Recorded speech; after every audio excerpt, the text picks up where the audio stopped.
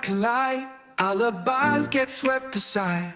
I got proof that can't be denied. The data don't lie, people do. Waves crashing, secrets in the tide. Facts and numbers side by side. Through the chaos I will abide. The data don't lie, people do. Look at the records, feel the vibe.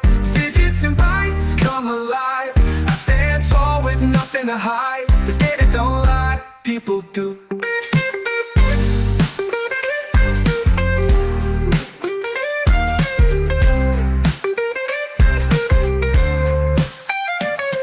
May twist and tongues may tie. Plausible tales shape the sky. In the end you can verify. The data don't lie, people do. It's in the matrix beyond the eye. Hard truth that's flying by. Evidence you can't defy. The data don't lie, people do. Look at the records, feel the vibe. Digits and bytes come alive. I stand tall with nothing to hide. The data don't lie, people do.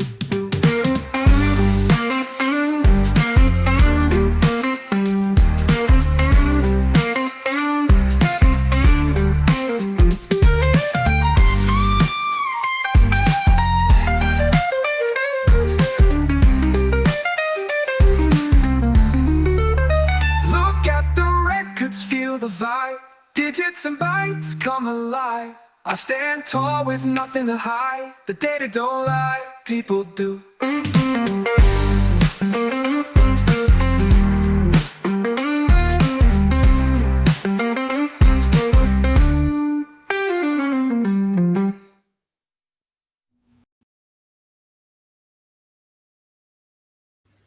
Hello, my lovelies. How are we today? How was your weekend? What are you guys? You're on Tuesday. Now, I forgot to press the goddamn button that reduces the delay between me and you. I don't know why I keep forgetting that, but I did. So let me have a quick squeeze. Who we got here? Who am I saying hello to? Obviously, love the lead. How's it going, girlfriend? Good to see you. Okay, so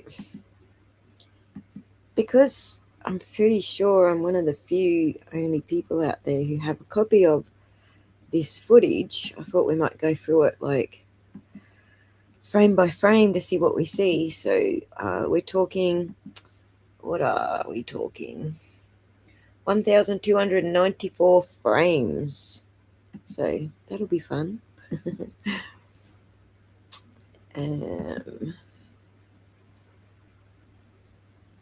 Let me get this on the screen for you. Also, Rachel's making some observations. I'm not sure what to make of it. And I'll tell you why. I'll just brush over quickly what she's talking about. You did wonderful of it. You caught a live stream. Maybe I'm just picking the right time zone for you. So there's something that Rachel is noticing, and I don't have any experience with snow, so I can't wrap my head around it. So we'll probably dig that up a little later and see what those of you who do have experience with snow think about it, because it's definitely odd, but is it out of the realm of the way snow behaves? I don't know. Because I grew up in the desert and lived my whole adult life in the tropics. I don't even know what a freaking snowflake looks like. So there's that. But yeah, so we might pull up, this thing that Rachel's noticing as well and see what you guys say. So as I said in my last video, when we're all looking at things, what we can see perceptually is obviously going to be different between each individual person. So looking at stuff and commenting or observing, things that are weird doesn't mean that we're saying something fishy was going on with that thing that we noticed that was weird. There seems to be a bit of an issue on X at the moment. When I post something, it's like, no, I've never seen snowflakes. Princey, never. I flew to Tasmania. So my friends in Tasmania were like, they knew I wanted to see snow. So they're like, well, this winter we're gonna let you know when the snow's up on the mountain. So they like sent me a text, quick, get your ass over here. It's snowing on the mountain. So I jumped on a plane and I flew to Tasmania, and it melted the day before I got there. So still still haven't seen snow. So it's pretty funny. I had a great time in Tasmania still, but it was freaking cold and damp, and I got to see tundra. So I know what it looks like under the snow. That's about it. So yeah, there's some questions that I have about how the snow behaves. So we'll get into that when we do. But let me just get up on the screen here. Let me switch over. No, stop! God damn it! It's out of control, man. Right, let's go get which tab do I want? Both called frame extractor. So well, that one's still counting frames, so we'll go with this one.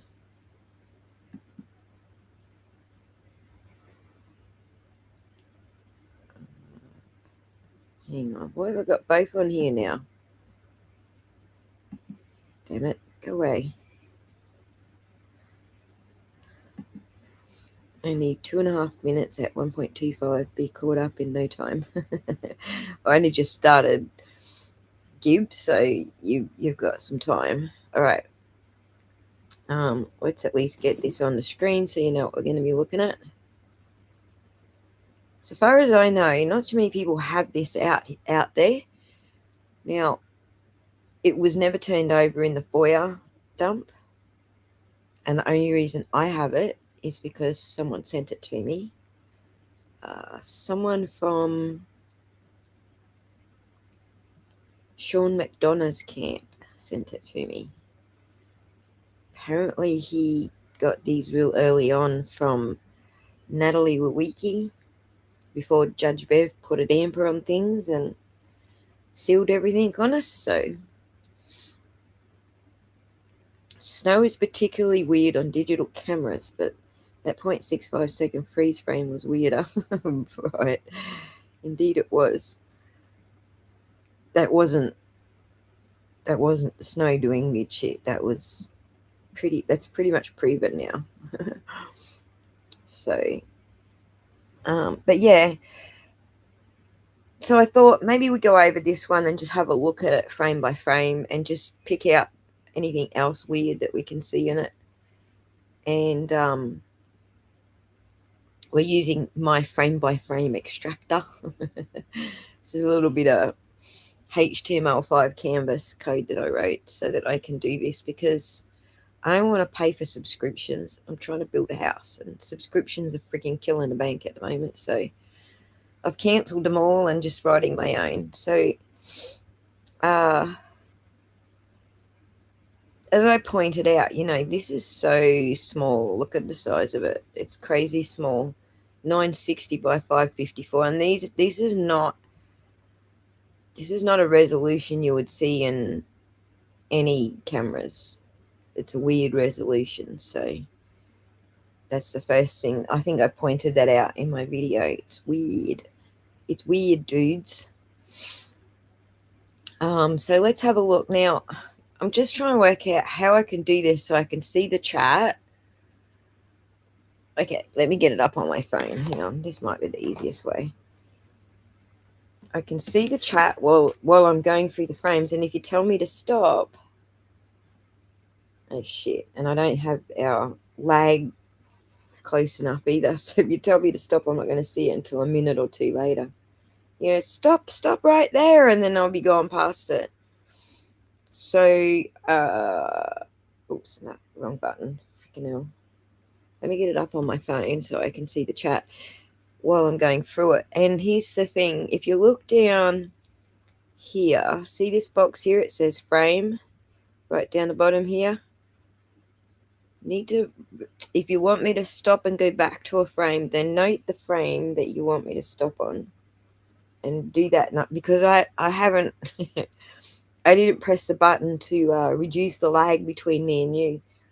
If I hit that button before I go live, we're almost in sync with each other. But if I don't hit that button, you guys are about 40 seconds behind me. So let me get this up on the screen on this one. We might get a bit of echo for a second, which I can. Let me just make sure that volume's down. Where's my own stream?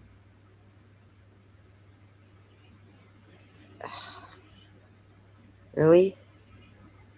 You gonna do this the hard way?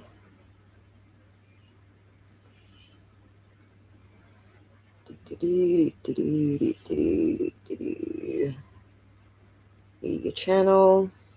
We're doing it the hard way, guys. Give me 1 sec. Live.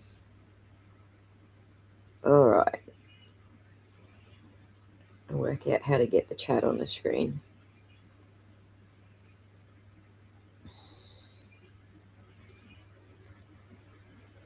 All right. I don't usually do it on my phone, so skip. What are you doing to me? Skip the ad. Not now. It's just exactly. It's one of those days. Oh, come on. Now my freaking phone's frozen up. I don't know what's going on.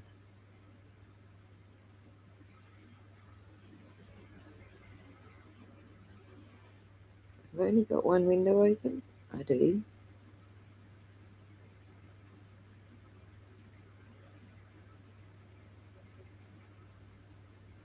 There's the freaking video. Come on, show me the chat.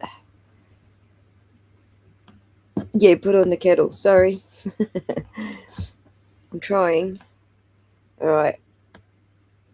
That's not working. All right, so let's just go through frame by frame. I'm going to just move through and then come back to the chat because I don't know why my phone's not showing me the chat. It's being dicky for some reason. So that idea sucked.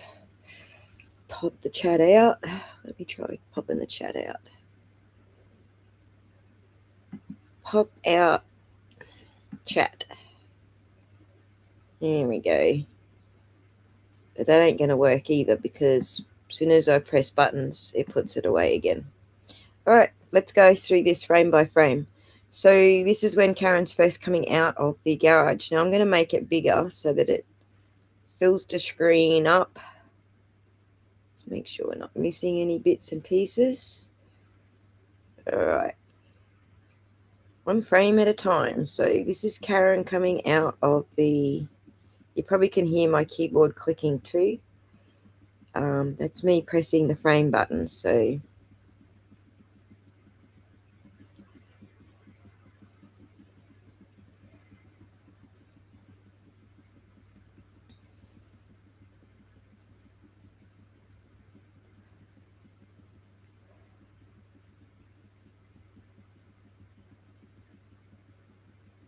any second now, so up here next to the camera is a movement sensor floodlight. There it is. That's the floodlight coming on. And this is the contrast while the camera adjusts itself.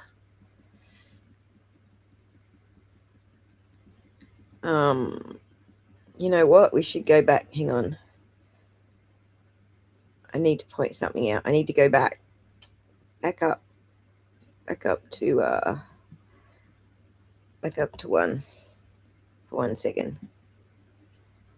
This is a pristine what John's car looks like, what the shadow on the fence behind it looks like. Well, I'm going to pull some stuff up here that's going to get weird. How much snow is sitting here on his wheel, what his rear end looks like, how much snow is sitting here and on his wipers. I want you to take notice of that. Okay, this is as good a look as you're going to get, because some shit goes weird later on. But this is as good a view of what the state of John's car at this specific minute when Karen's reversing out. So sorry, I'm getting all tongue-tied. So yeah, so back to where we were. Okay, we weren't quite there. Whoops, we weren't there either. Oh, for Pete's sake. 250. Somewhere here we were, right? When the camera first kicks in. All right. Zoom in on it again.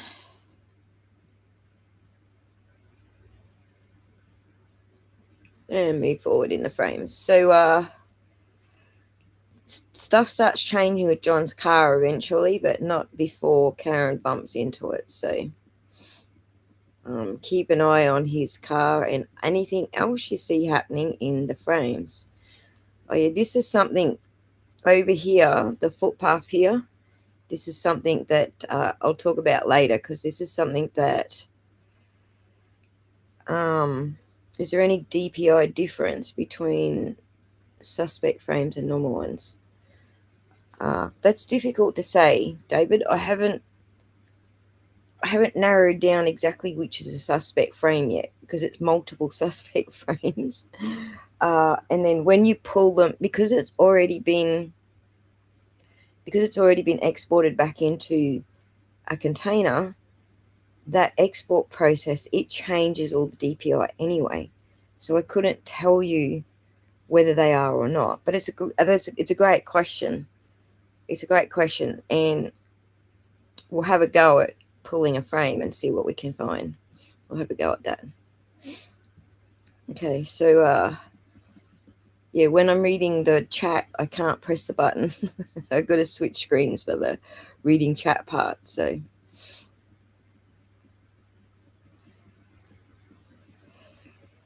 you can see, what's going on with the snow and how the snow actually looks between these frames. And I think that this is all pretty normal looking. But we start getting to not looking normal very shortly.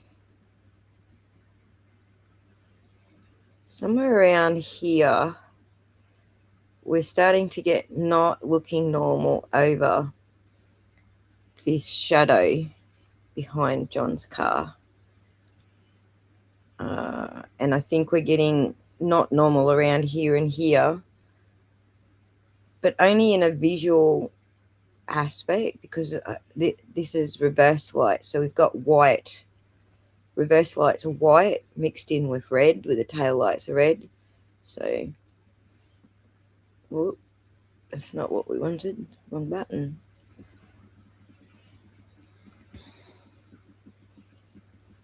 See the color of Karen's nice beige interior?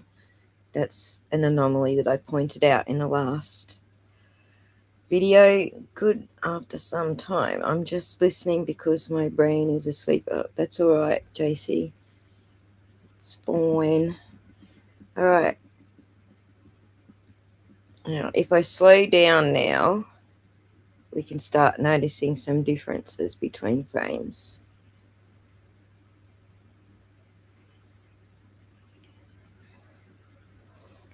Looking at John's windscreen wiper and the way the back of his car is now. And then the fence goes all wonky. The fence is not defined anymore. Like, see how defined the fence is?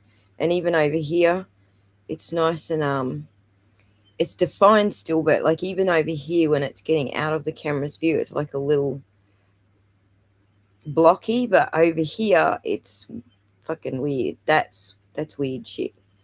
And then we see the top of his car is also like blurred out as well now. So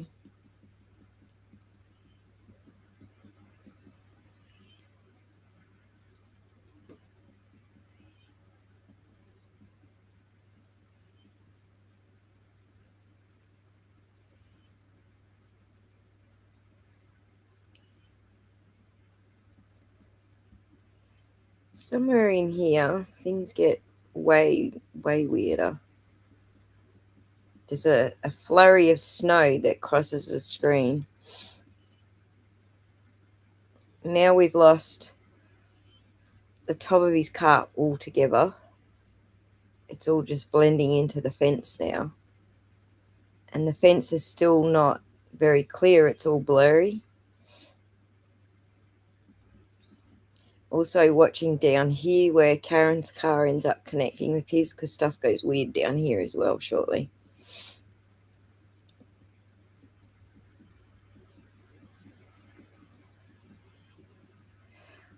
The other thing to notice is that what's changing here in the fence is different between each frame. It's just weird because over here it's not different between each frame. Only over here it's all different between each frame. So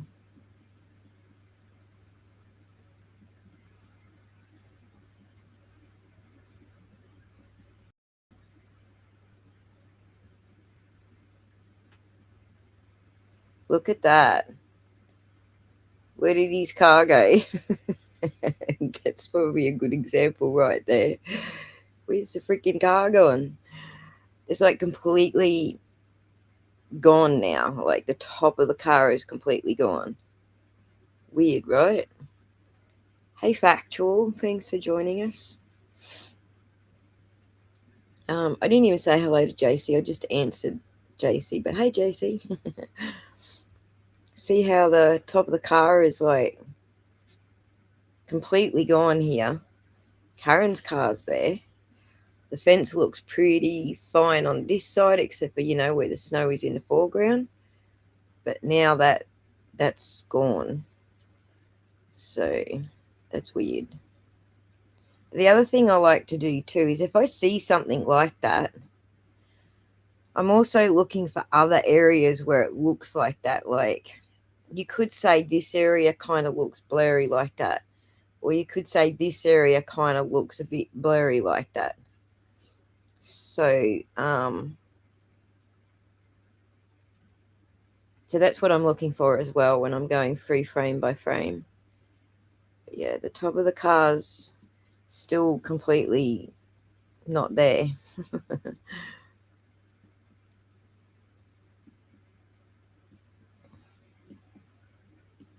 And it just stays like blurred until a certain point. Now, I did tell you to look at the frame numbers if you want me to stop. And then I zoomed in so you can't see the frame numbers now. So DPI, like the heuristics in old school way to detect editing. So I don't know how to do that, David. My limitations are certainly not graphics. But I think we actually do have some talent in the crew that could probably work it out for us. So right, and this one does have remnants that made it through the repack. You may not have seen my last video on this one, so there is some. I did unpack the data, and we do have. I only made the video yesterday, and I'm trying to remember because I've done an analysis on so many different files, I'll get mixed up which one I'm doing. But we'll play through that. Okay, David, we'll play through that. But I really want you to like take notice of what's going on in these frames, because there's some really weird shit going on. So here we're sort of getting some of the fence back at the top here, sort of coming back, but John's car's still like not with us. And I don't even know what's that light. Oh, that's snow. Well, that's funny because that snow's been cut off by something. Check that out.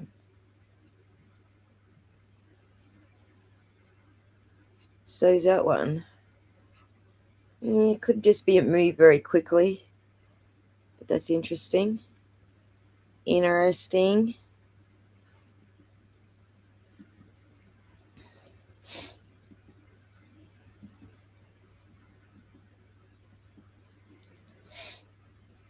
See, in these bits where there's hardly any snow, everything's pretty crisp still, right? Over here we're getting a little messy because there's still some snow in the foreground. But everything's still pretty crisp. But for some reason, John's car's like still not with us. It's off in the ether. Is Data Dakota with us? Did I miss that? And yes, oh look, she is. Rachel. It's okay. Yes, I'm happy to go through it. I want to point out these anomalies that you mentioned just before, so we're going to come to that. Okay, so yeah, John's car's still not quite with us at this point. Oh my god, I pressed the wrong button again.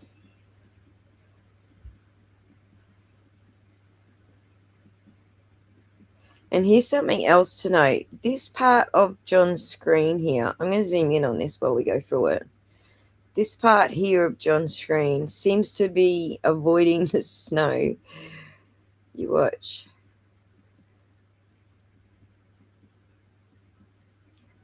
And the paint around the car, or the paint, I'm calling it paint because that's what I think has been done here, but the blotchiness around the car switches between frames. Here's where stuff start getting weird, right? Look at the paint around the car now.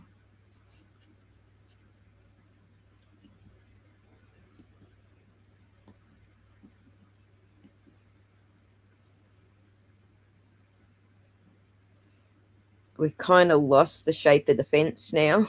It's weird as. Look at this. Look at this now.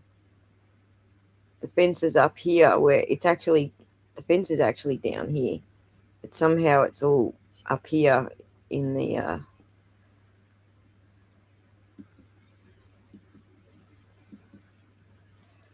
Wait, did John's tyre just move? I don't know. Sorry, I'm going backwards and forwards. So forwards, forwards. Yeah, look at this paint job. This seems to me like we've completely lost our fence definition now. And yeah, in this next frame, it's back again. Also, John's roof is back again. We're starting to see the definition of his car again. But then we go forward and we've lost it all again. There's no definition there again.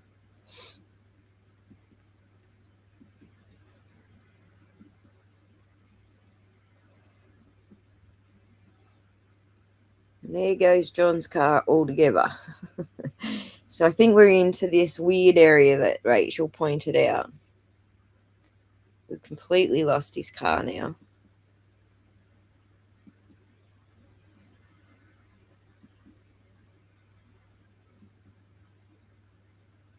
Weird, right? We have zero fence definition here. Zero. It's gone. We've got nothing left of John's car here.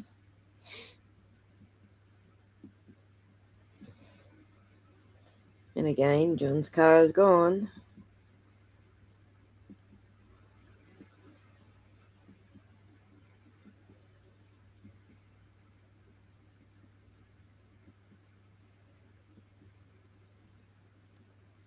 Check that fence line out. It's like, whoa!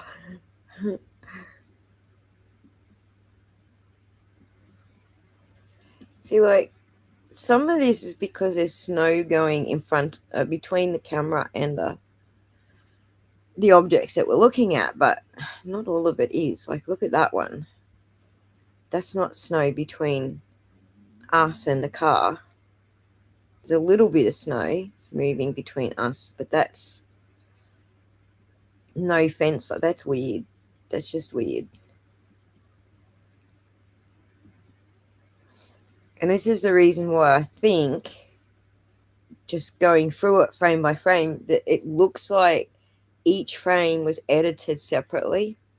This is one of the reasons, because each frame is just so different from from the frame before it or the frame after it. So that's why I think lucky got lucky. I know they were, Gib, indeed.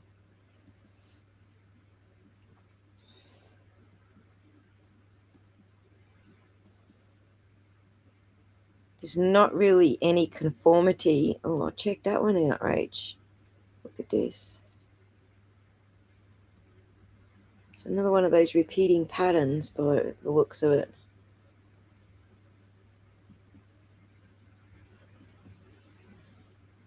And it's weird that it's all just concentrated into this corner. Like, it's not affecting other parts of the fence or definition of Karen's car. It's only doing it in this corner. Just, that's the weird thing to me. So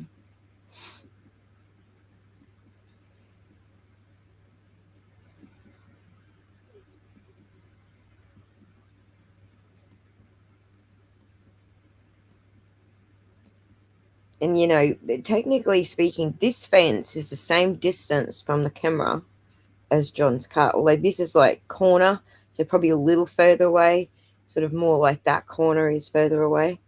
So it just seems weird that it's doing this. So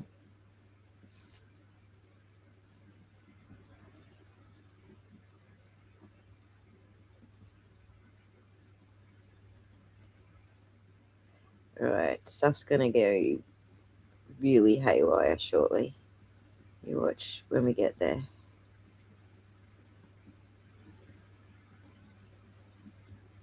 I don't know, that whole shadow there is just doing some weird movement around. It doesn't seem to be consistent with this vehicle moving away from it and casting that lower shadow on the fence as it moves away. It just doesn't seem consistent with that. See that change? That's Karen taking her foot off the brakes. But we still got tail light. We should still have red here because we still should have tail light. Even over this side, you can kind of see this area right here, drawing around the outline. It's a block. This is the shape of the block. It's a different color to the fence, where I think they were trying to blot out some of the red. And then you've got this area here, kind of looks blotted out as well.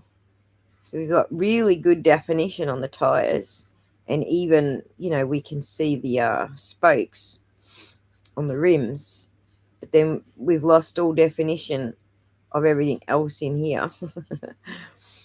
So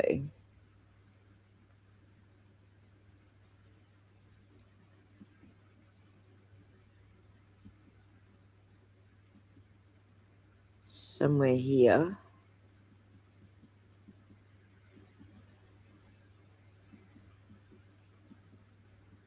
that fence is still jumping all over the place and changing colors. But check this one out. Look how green the shadow is now and how green the seats are now.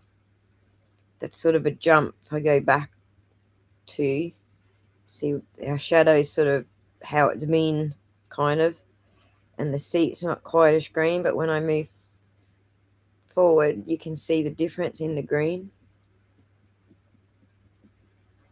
It's getting greener. It's getting greener, and this is getting more painted, if that makes sense.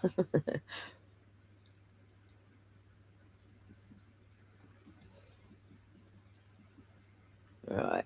So in the back of John's car, we're going to see some real hard changes in the back of the car here. You can already see a definite square right there. You're going to see a gremlin face show up here in a second.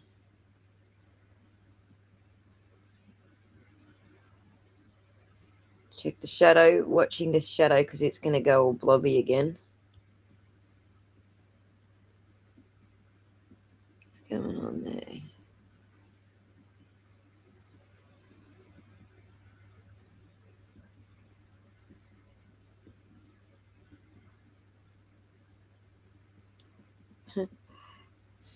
The shadow's not really working so good at the front here. It's starting to go weird. But you can still see some of Karen's tail light sort of glowing around the outside of it. So it looks to me like they've tried to fill this area in. But just here we're going to get a gremlin face shortly. Or was that it?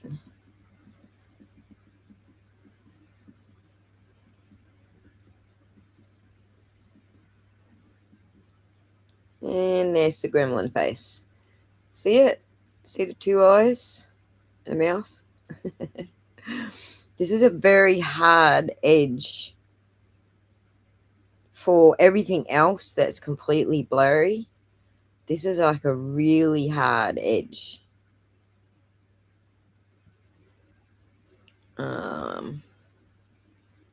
Whereas, you know, like we can't see the roof line, we can't see the window line, we can't see the sill of the windows. We can still see a hard image for the spokes of the tire, but this is weird because all of this is blurry, but we just got this little gremlin face sticking out here. That's weird shit. And there it is again. Weird little gremlin face.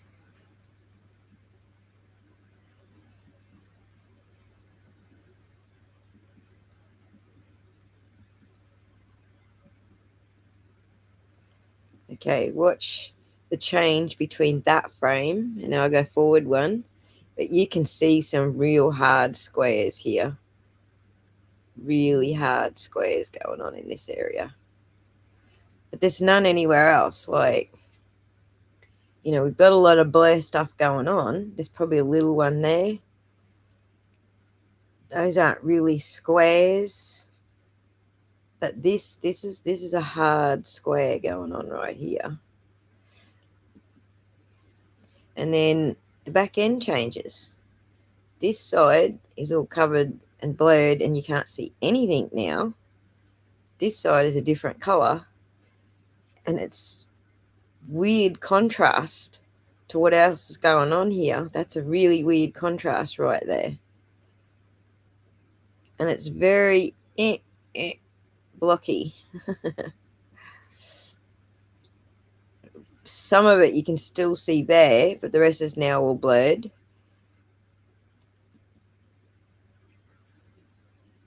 Weird, right?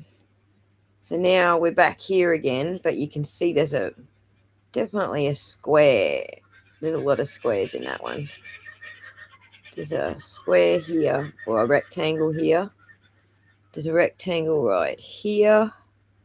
There's a rectangle here. This part is that she's trying to blend a bit of tail light shining off of this part, but this part here doesn't fit with the scene, and this part here doesn't either. See the square here? What is she covering? Why is there a square right here? Where did Karen's car hit this car? What do you reckon? Looks like a devil cat gremlin. It's got cat ears. Do you think the ring cameras might be focusing on the object car in front and blurs out the peripherals? I had thought that, wonderful, but here's the thing. It doesn't do it to the fence on the other side.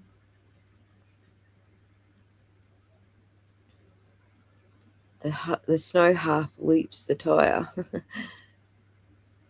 You guys are noticing a lot of things because I'm looking at the things that I previously noticed. Let me go back because I've missed a lot of questions here. Imagine how different everything would be if Karen hadn't hit John's car and her taillight hadn't been damaged. Yeah, exactly. Take note of the snow on top of his car.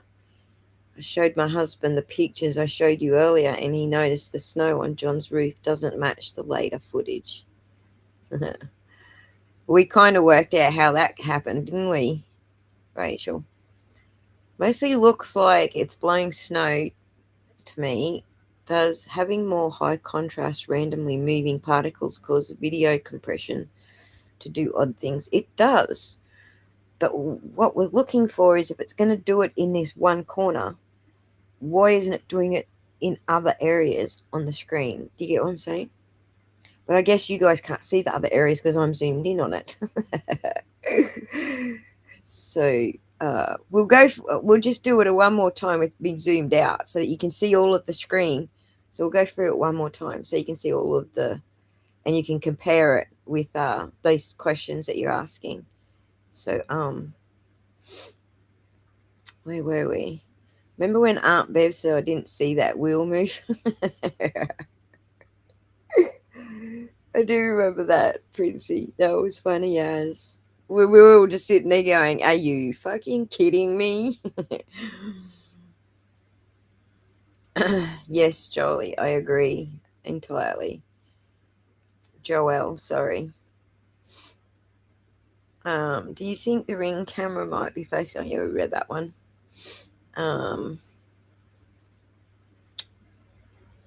To make it seem like the taillight was already broken, right? Exactly. The purpose of this deception is clearly in this frame that we're looking at right now. Clearly, the issue is you could see where she hit John's car because it would have left an imprint in the snow, right? So this, I think, is trying to cover that up. So I think there's a lot of focus on John's car to cover that up because that was the primary thing that was an issue there. Like if she'd hit the car, then that proves that's where she cracked her taillight. So, but these other ones that we're going to come up to in a minute, these are specifically to make her taillight look more damaged than it was. So the blocks are much more sus than earlier, more random stuff. Yeah, exactly, Gib. But here's the thing that bothers me about it is that if this was camera artifacts, it would carry over multiple frames. Say a bit of snow blew in front of it and that caused it to be a little out of focus in that area. This would be across multiple frames, but this is not across multiple. This is different every freaking frame. So that's what's sus about it. But again, this is a visual. This is us picking out things visually, and we're all going to see something different. Someone said, "Oh, I can see a tiger." In one of the images, which is a perfect example why we're looking for tigers. Like, it doesn't really fit with what we're looking for, but I get it. You can see a tiger. But that's the reason I don't do a lot of this visual comparison. I'm doing it today to entertain you guys, to see what you guys see.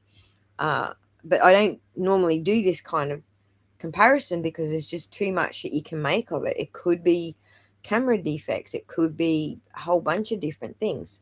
There's no real way to nail it this particular way.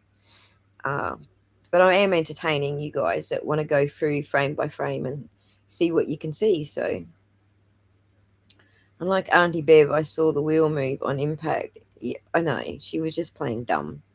I mean, that was like so friggin' obvious that she was playing dumb.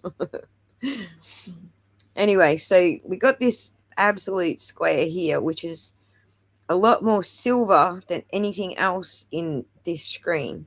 It's just way more silver. So that's a sus frame to me.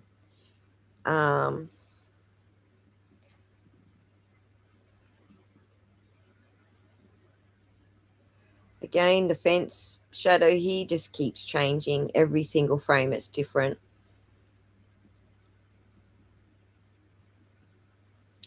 There's another slight touch on the brakes here where we get, okay, so look how glowing John's number plate is now. It's glowing. So this whole rear end here, there's a nice straight line across here. This whole rear end isn't from this footage. This is what Rachel and I have worked out, but we're going to try and demonstrate how we worked that out. But it seems to me like this is not footage from this frame. Sorry, this back end bit. It looks cut out, and it might not even be from this sort of area. So now we see here there's some painting going on over the tail light area right there. You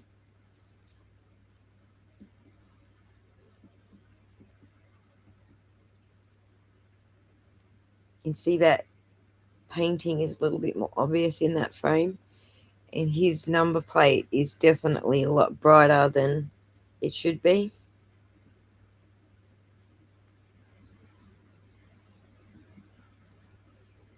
So now we've got all this blur. His car's all blurry. But for some reason, this section here is not blurry.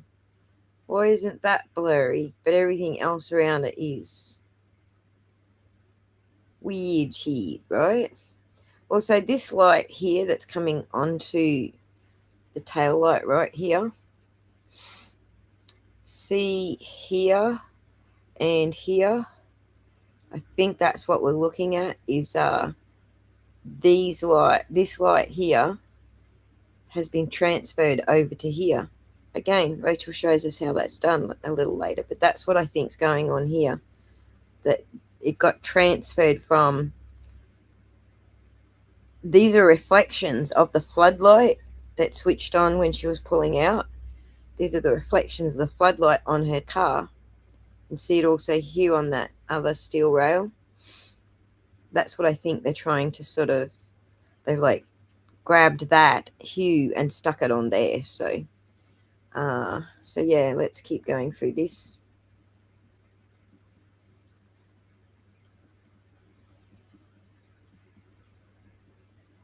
Probably zoom out a little bit now and move over so we can see what's going on here.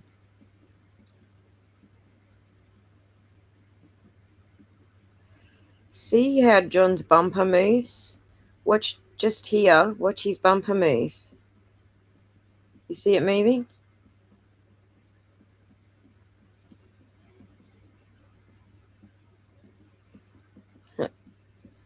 You see the bumper move?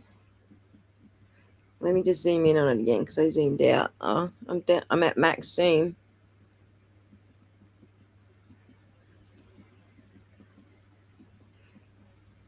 Rachel, we were spot on, mate. That bumper was never there to start with. It's freaking moving.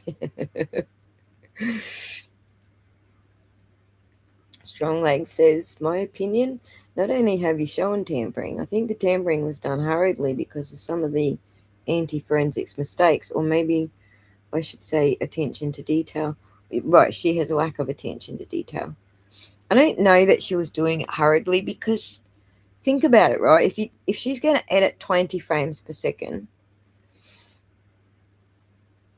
and we have 60 seconds here, right? So that's a lot of frames to edit. But what I did show you in the last video is that she didn't edit the whole lot. She took segments out and only edited handfuls of frames at a time. But that's a lot of work. Like, this isn't hurried. This is like, I am committed to doing a freaking shitload of work on a bunch of frames.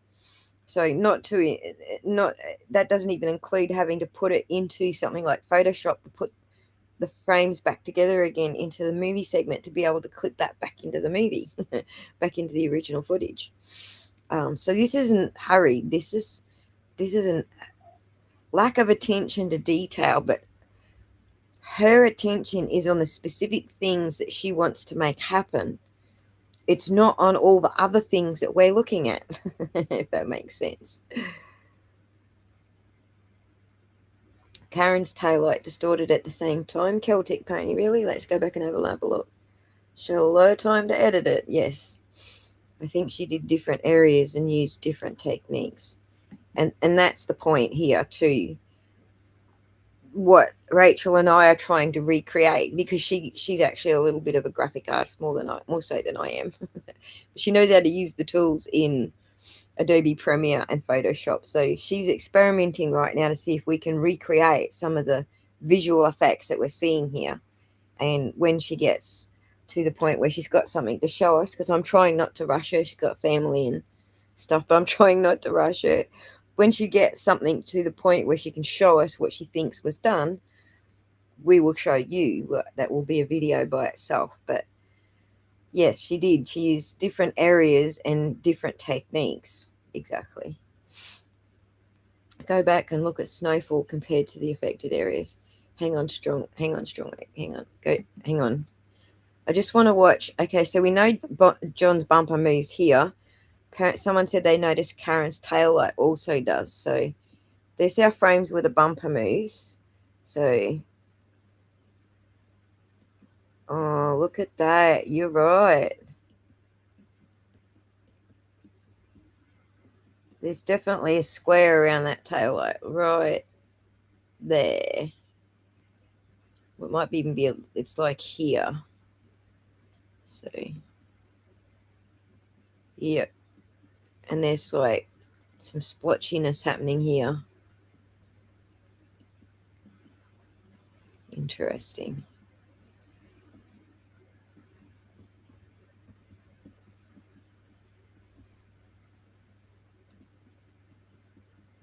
All right, let's see. Oh, it moved again. God damn it. Like, this is nuts. I think his tail light's also changing.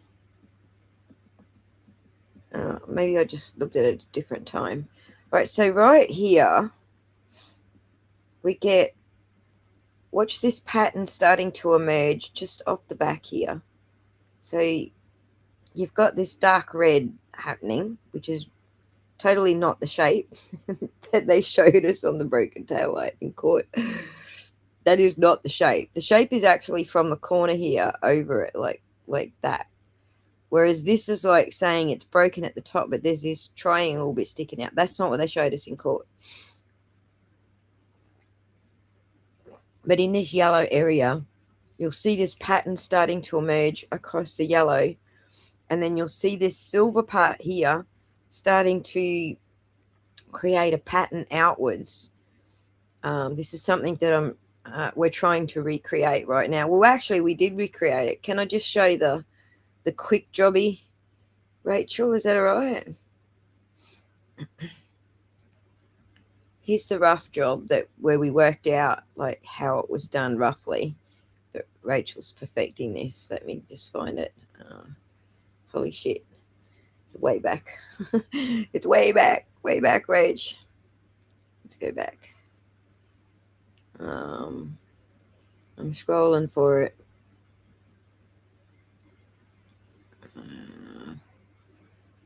Oh my god, all the shit we noticed in between all this stuff. Oh my god, there was so much. All right, there's this one. Let me grab this one. Download this one. Let's stick this in downloads. Come back to this one.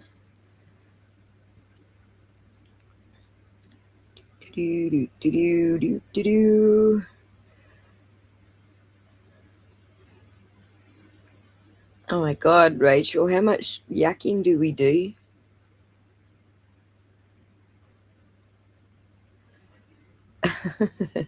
I'm still fucking scrolling. I'll find it. I'll find that sucker.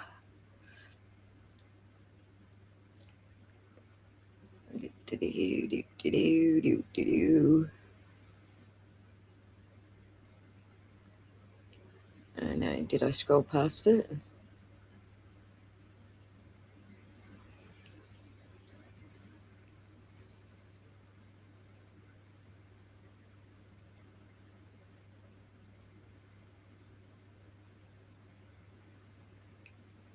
Do you still have a copy of it, Rachel, or did you delete it?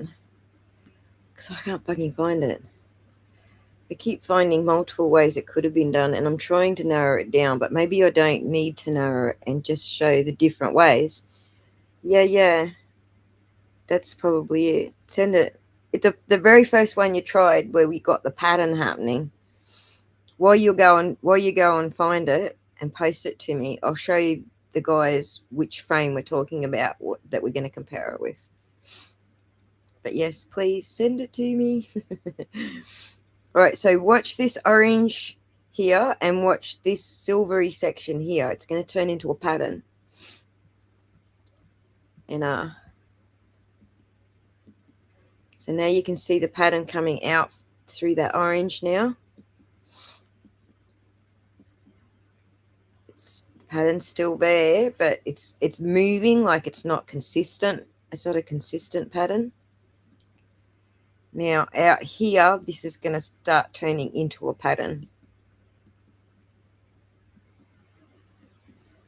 And now you can see there's a pattern there. There's a pattern there, and it's all coming out this way. See the repeating pattern happening? And it's been smudged. That's probably the best one we've got there. See the repeating pattern as it moves this way? And there's a little bit of a repeating pattern there and there, but it's not as obvious as this bit here. Now you can see it real obvious, this little section here. And like here, she's tried to blur it a little because it's in the snow. But anyway, let's leave it on that one and we'll show you what Rach was able to do. I got to remember that you guys are a little bit behind me. Compo! You see the rubber stamp tool cleaning the wrong spots? You do indeed. You do indeed.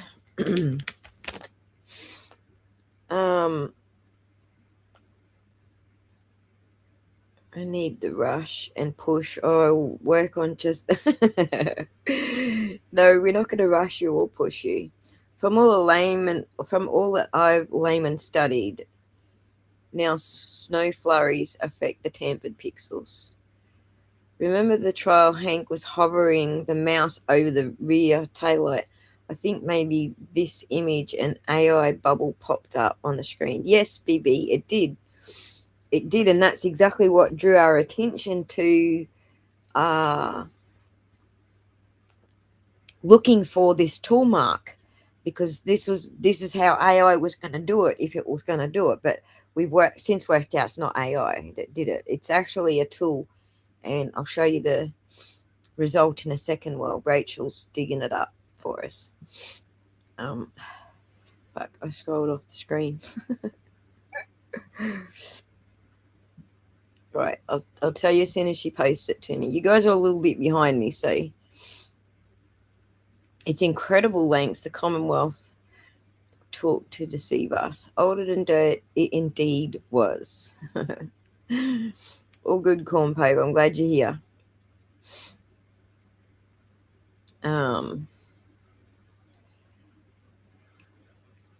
Should be at least some snow flurries in the taillights, yes. At least some. And you can see in some places where she did try to do that, so I can imagine how it looked before they screwed with it. Exactly. Like, once you know how they screwed with it, you kind of got the idea what was going on before they screwed with it, right? Okay, you sent it. Whoops, I go over here. Aha, yes, that one. Let me download that. Save this image as... Okay. Get it up on here. Downloads. I'm sure I put it. Okay. And then share that window. Share preview. I might go to a different window to share. Let's go to this window. Oh, it's probably going to mess me up with sharing anyway. Let me just see. Yeah, it's going to mess up my sharing anyway. All right, we'll come back to that share. Replace that share with this share. Look at that, guys. Let me zoom it out. See the repeating pattern? This is the original sort of spot. You see it repeats and repeats and then repeats. You can see the repeating pattern here.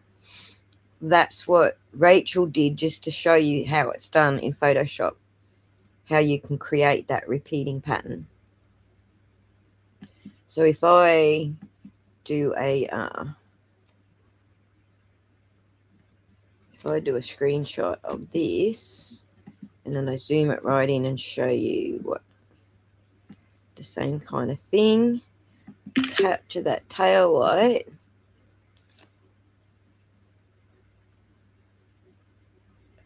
Yeah, done. Open it with the same app.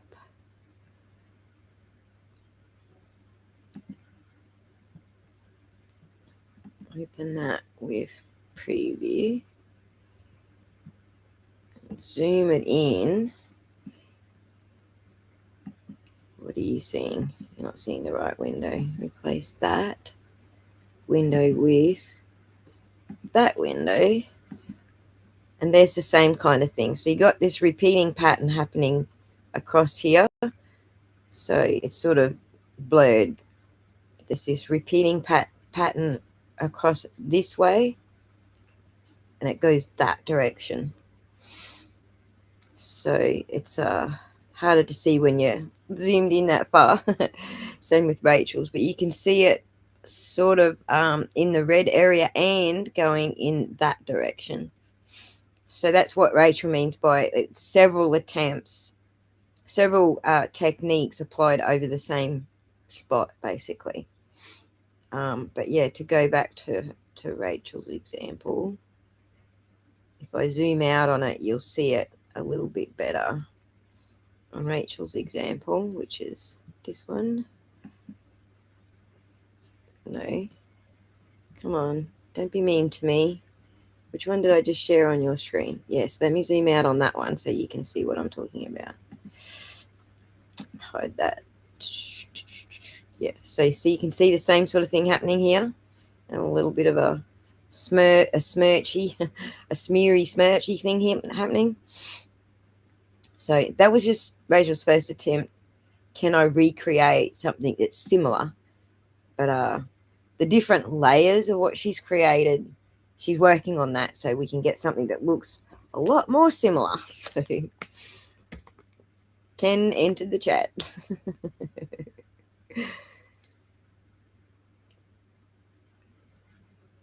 What are you saying? Why are you saying that I manipulated the video? I'm just showing you what's in the video. I haven't done anything to the video, dude. I'm just zooming in on it and showing you what's in the video. So why don't you go look at it yourself? It's there for everyone to look at. If you're the Ken that I think you are, you've got your hands on the same video that I have. This is not manipulated.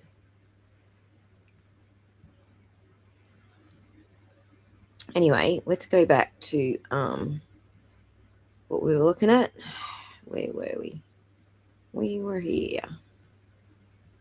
So if you think I'm this clever that I can paint this shit, what do you think I'm getting Rachel to do it, to try and recreate it? Because obviously I can't do it, right? Well, I'm sure if I had 5 years up my sleeve to learn how to use the friggin' app that she's using, maybe. Celtic Pony. If you look at, too bad for them, the rubber stamp tool is so easy to see. Exactly, Cornpote. If you look close at John's bumper, you see that it is now come out a little further away from the vehicle. So the tyre track in the snow that Karen left behind looks like it's under his car. Hang on, let me look at it. Oh, yeah. Well, that's because there's another square here. Like there's a whole sort of square here that I'm looking at. But I get what you're saying. So this tyre track now is like all not there. But yeah, Mr. Weeks, if you are the person that I think you are, you've got your hands on the original video that I'm looking at here. You go open it yourself, because I can't jump through the freaking internet and edit your end. So perhaps you need to go and look at this yourself before you accuse someone of doing stuff. Only a part of John's SUV was touched, was the bumper. Okay, it might be a different Ken Weeks. You have provided videos from One Meadows in the past that are manipulated. From One Meadows in the past that are manipulated. No, I haven't. What are you talking about? The diffuser isn't damaged here, Ken. The problem with your theory is that if the diffuser is damaged, there's no fucking light. The diffuser is what spreads the light. The LEDs are right up inside the housing. If you bust the diffuser, there's nothing to spread the light throughout the housing. So you're wrong.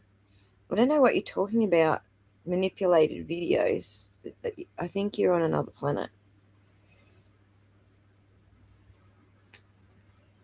The diffuser is damaged here. It's impossible for that to happen by tapping John's SUV. Dude, there's no diffuser fucking broken here, or else there's no light. Do you want me to prove that to you?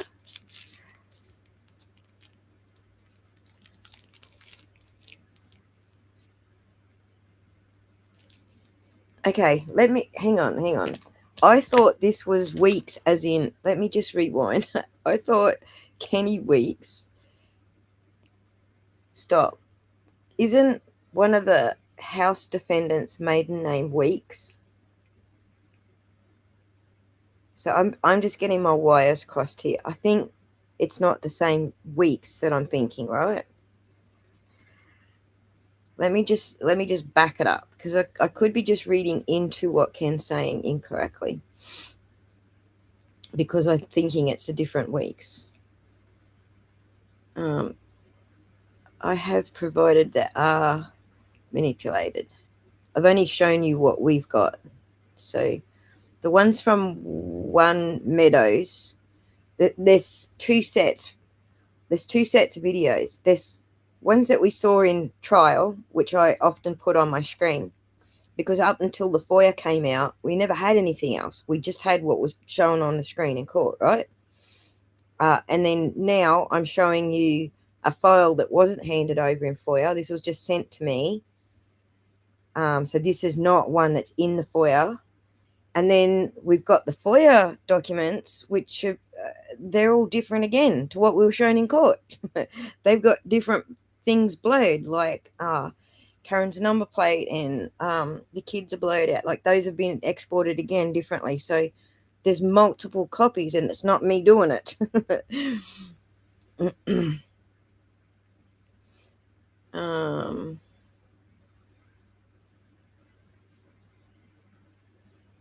Yeah, that's what I thought, Con Pope. Jen McCabe's maiden name is Weeks. He thinks, yeah, that's what I thought. That's how I read it too. The light there is the reflection from the floodlight by the ring camera. Look at the black gap just before she taps the brakes. Yes, that's the floodlight by the ring camera. Yes. No relation. You provided a video a while back of heat images and taillights overlaid. Right. That wasn't manipulated. That's just a heat image. That's just a it's exactly how they show you how explosions happen. But that's heat images. That's not me changing anything. That's just heat images. I can't send images here on YouTube, but I'm not related. That's okay, Ken. I got it. I got it all backwards. I thought you were accusing me of actually manipulating stuff, but And if you were that weak, then I get where you're coming from. So yeah, I got it. I think I'm following now. I apologize. All right, so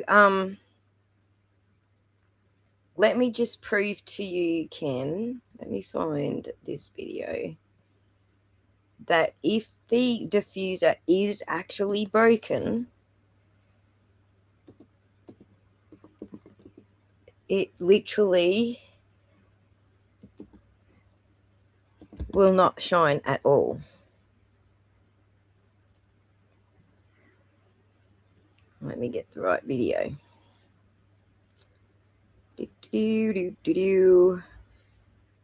Here I go on another mission, guys.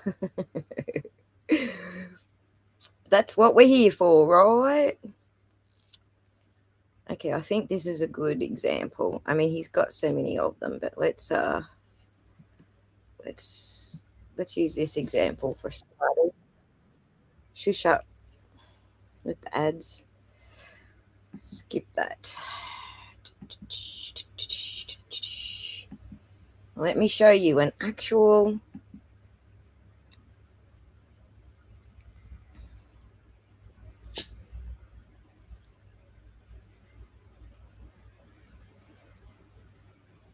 side quest. Right. Yeah, okay, Ken, I gotcha. I think that white light on the tail light housing is a reflection from the floodlight. I completely agree with you there. And because you can see that same reflection on the roof and like you can even see it right here, right now you can see it shining off the back of the car right there, and it's in that blue hue range, so totally.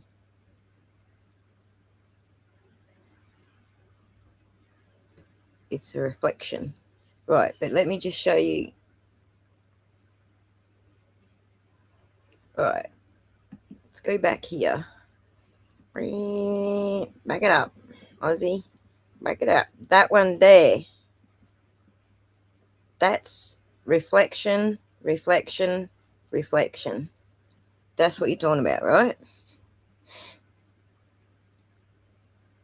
If you move the video further, it turns black, which it would not do if the diffuser was intact.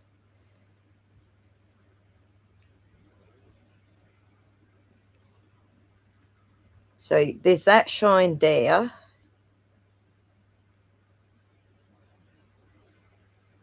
I'll send you a picture of where the side is still lit up. I think Rachel's following where you're coming from better than I am. Give me 1 second. This one's good. You can.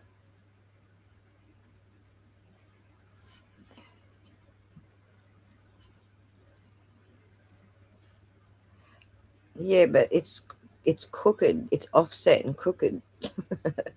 Rachel, it actually is crooked. All right, I'll come to that one in a second. Let me just get to this one.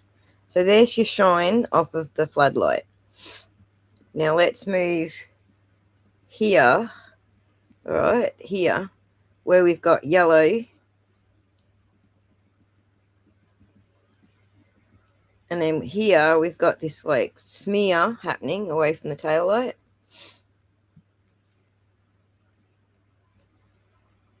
No, that's the side light there. No, it's not. Because, Ken, those lights are not white, dude. And I'm going to prove it to you. I'm going to prove it to you. You share this screen instead. I am going to prove it. Replace this with Lexus tail light. Here's an actual Lexus tail light, Ken. This is off an actual Lexus, the same model Lexus. And if you go around the side here, look, they're not white. Whoop, come back. Right, the sides are not white. The lights are not white. They're red.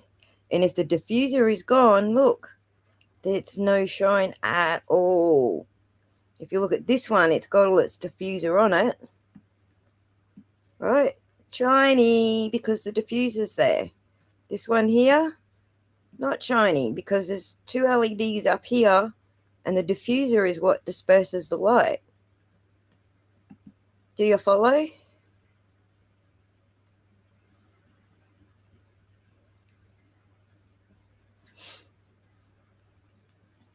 I gotta wait for you guys to catch up because I'm on a delay. I should have clicked that damn button. The actual chrome part of the housing wouldn't reflect like there is no chrome part on the housing. Look, we're looking at housing here. There is no chrome part on the housing. If you rewind to 39 minutes and 29 seconds after she's made contact with John's car, she pulls away, brakes again. The reflection of the tail light lights up on John's car. Yeah, but I don't think that's where John's talking, Celtic Pony. Sorry, Ken is talking.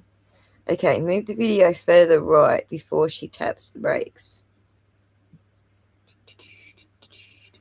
Share this tab again.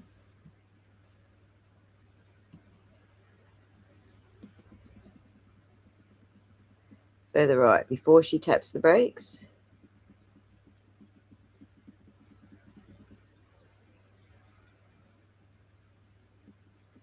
This is the one that right there. So she taps the brakes here.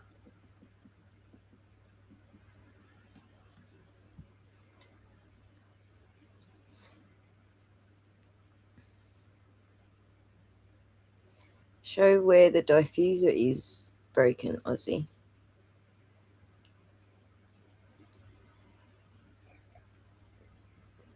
I'm still waiting for you guys to catch up. The end trouble states the side light will look white from the video. Yeah, because the LED, the brightness on a digital, the only way that it can show bright, something is brighter than something else in digital video is to bring the white up higher. So that's why it looks white, but that wasn't her side light. That was actually the shininess of the outer plastic, the outer lens.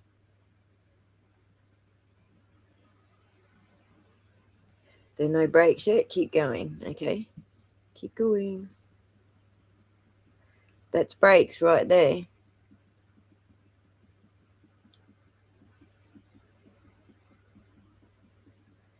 Because we're doing it so slow, we're not seeing that she's actually hit the brakes.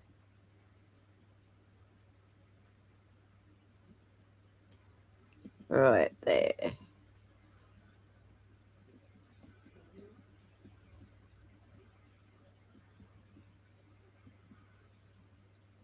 I'm going to do a screenshot of that, but I think you're talking about here somewhere, right?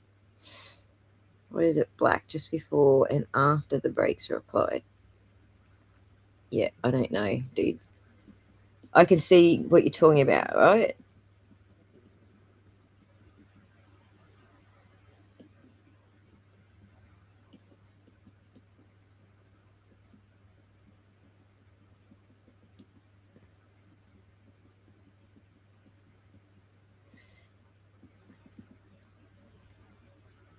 It's weird, buddy.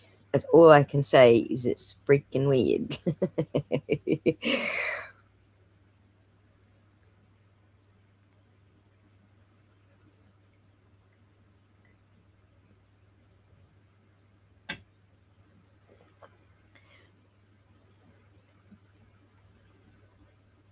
No, black there, suddenly, between two different things, right?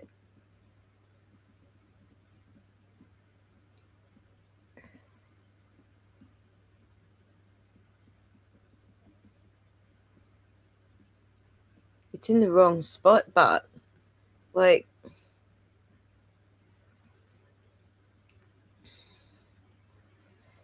it's just in the wrong spot. Like I get what you're saying about the black, the darkness. Anytime she taps the brake, all you see is red light. Yeah, exactly. The lens is mostly gone. No, it's not.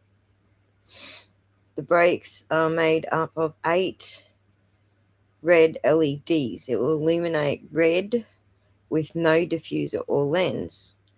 Only where the actual LEDs are, not throughout the entire housing, throughout the entire lens.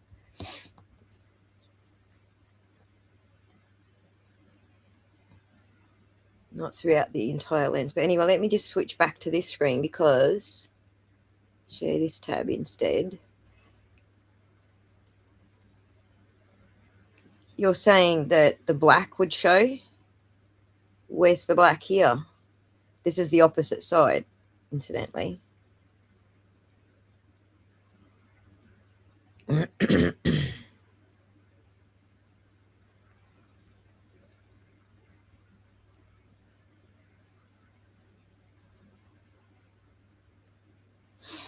right, hang on. Let me just see the full twisty here. See if I can see what you're talking about. So over here is black, and then here is the side light with the two bullets. You see the round bullet there and the round bullet there. So that area is dark on purpose. But when we come around here, you can see it here. That area is supposed to be dark on purpose.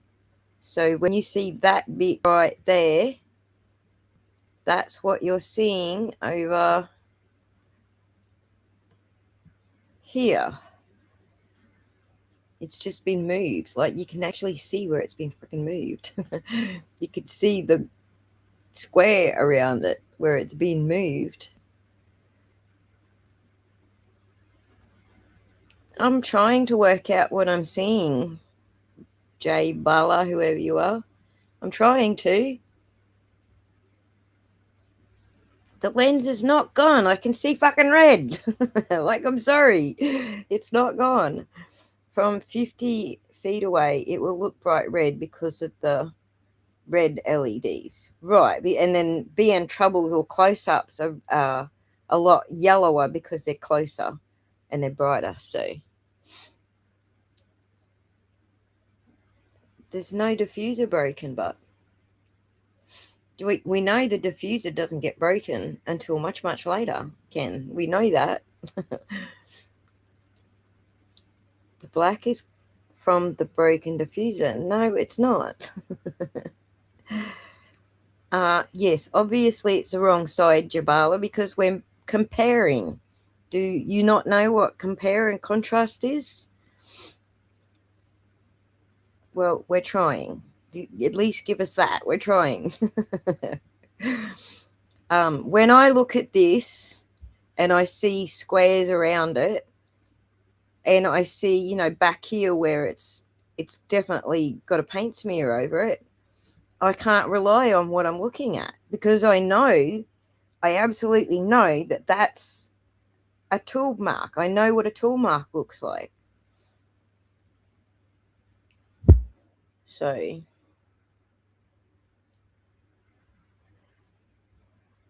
and I don't agree with Ken Weeks that this black here is actually because the diffuser is gone. I mean, I get that you're of the impression that this is authentic footage, that none of it has been edited. The problem is, I don't believe that this is authentic footage. I believe that this has been edited. And I'm going to show you just this little bit here. Let me show you what I'm talking about. I shall get this and I shall put this tool around it and I shall just make it a bit bigger so you can see more of what's going on around it. And now I will capture it and chuck that on the screen and show you why it's not actually what you think it is. Open with preview. Zoom out on this a bit.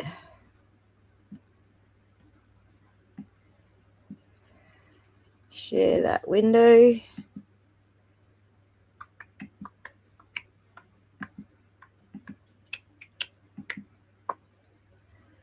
All right. Do you see these squares? Square. Square. Do you see those squares? Do you see anything else in this that looks like squares? Anything else here that looks like squares? Why is that a square?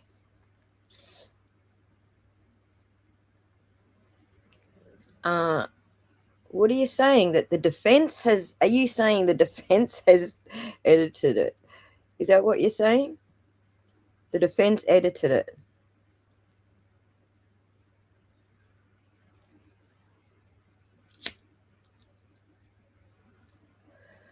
Is that what you're saying? The defense edited this to make Karen's taillight appear more broken. Is that what you're saying, Ken?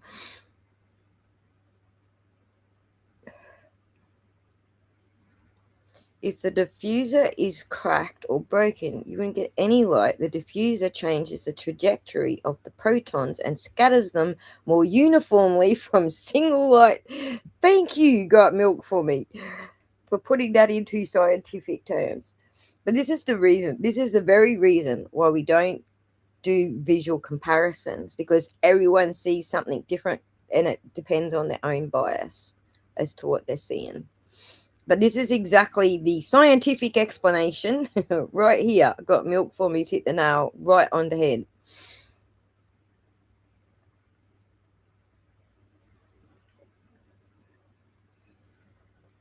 Jabala, we're looking at it to inspect what was done to it. How did this happen? Are you not curious how this happened? I'm curious how it happened.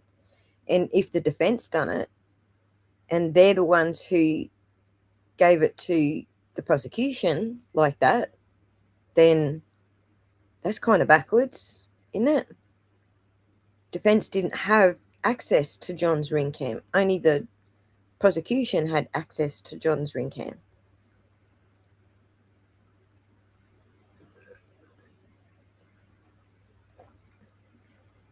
No, Ken. That only happens when it's uniform pixelation, dude.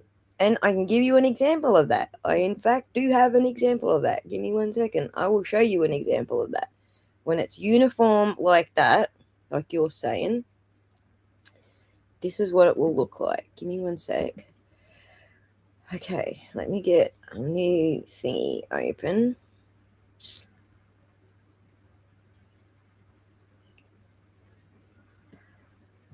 Let me drop this image in here. Now, this is the 5 a.m. ring cam footage. It's in this folder. Oh, racking my brains where the fuck everything is.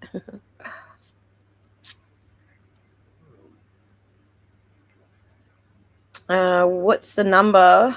Shit. What's the number I'm looking for? I'll find it eventually. Okay, it's not that one. Well, actually, yeah, this is one to drop on the screen. Let me show you this one first. So I'm going to do a comparison, all right? Let me do this screen first.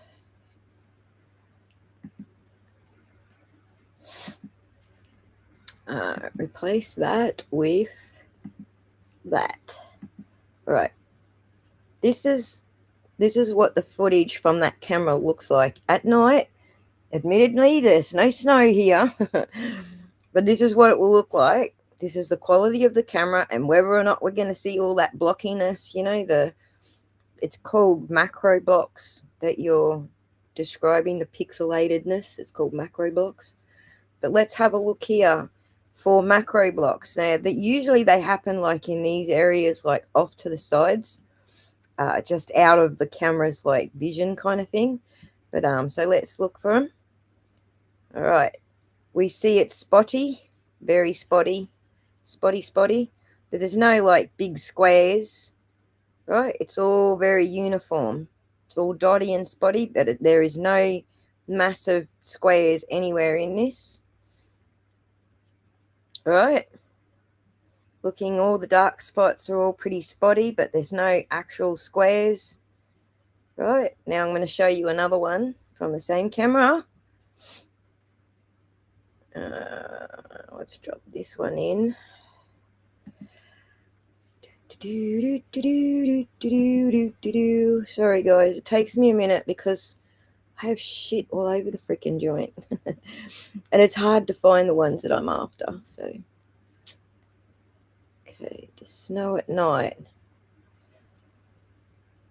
The 5 a.m. footage, help me out here. What number is the 5 a.m.? Karen and Jen getting out of the vehicle. Help me out with that one, Rachel. What number is it?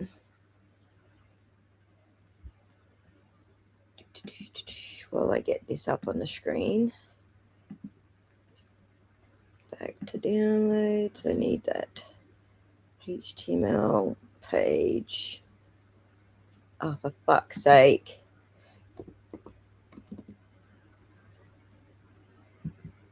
Right, drop. The 4 a.m. footage where it's Karen and Jen rocking back up.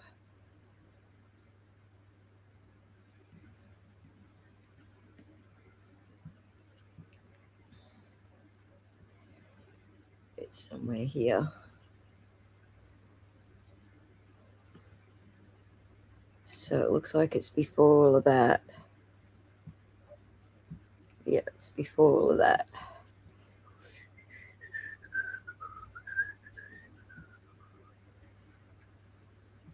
So it's this one. Oh my god, that took freaking ages. Sorry guys. I found it. I found there we go. Now let's share this tab and zoom in. Okay, see, it's very uniform. It's blocky, but it's also very uniform. It's across the entire thing. No matter where you look, there's squares everywhere. But this is probably the most obvious spot to see them. There's squares, and they're uniform squares everywhere, rightio? This is not because that camera records like that. This is because someone has reduced the quality. And the reason we know that that's because someone reduced the quality is because look at this thing. It doesn't have it. So someone has actually reduced the quality. It's not in this image at all. This blocky squareness crap, not here at all. So we know it's not the camera. We know that someone has done this on purpose to reduce the quality. Secondly, the squares are everywhere. They're on over everything. Then there's no particular rhyme or reason where the squares are. They're on over everything. Now, back to this one. Oh, which is not like that. All right, place, window. This one is smooth. All of this is smooth. There's no blocky squares. It's all smooth except for this square here. It's actually a couple of squares, but there's one here, and then there's two, one there and one there. All right, this is different. This is a different thing that we're looking at here. Yeah, I found it, Rach. Sorry. I was digging and digging.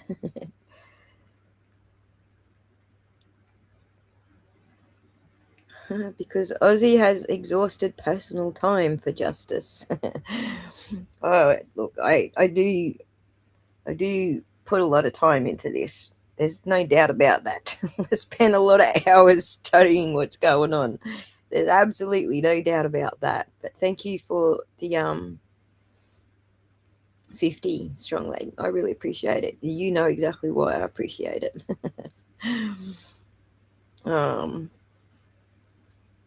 Thanks, Rach. If your only defense is the video was manipulated, then you're being extremely desperate. No, this is the thing. My only defense is not that. All I'm looking at is I'm entertaining the audience. Look at shit. That's all we're doing here. I'm not trying to prove anything right now. That's the difference.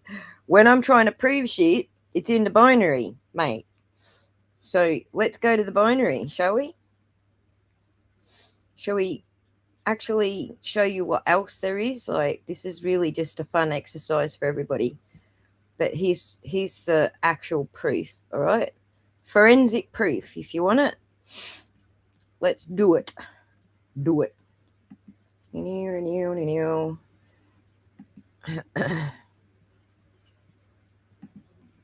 going to give you the absolute forensic fucking binary truth, mate. When I can find it. Give me 1 second.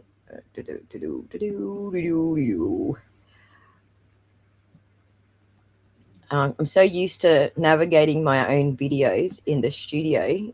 I don't even know how to find them the other way.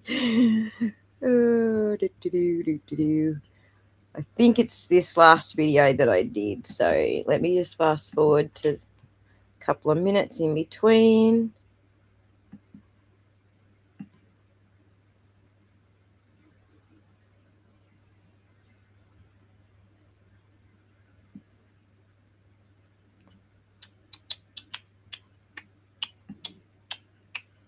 Here we go. The binary. Here's what the binary tells us, mate.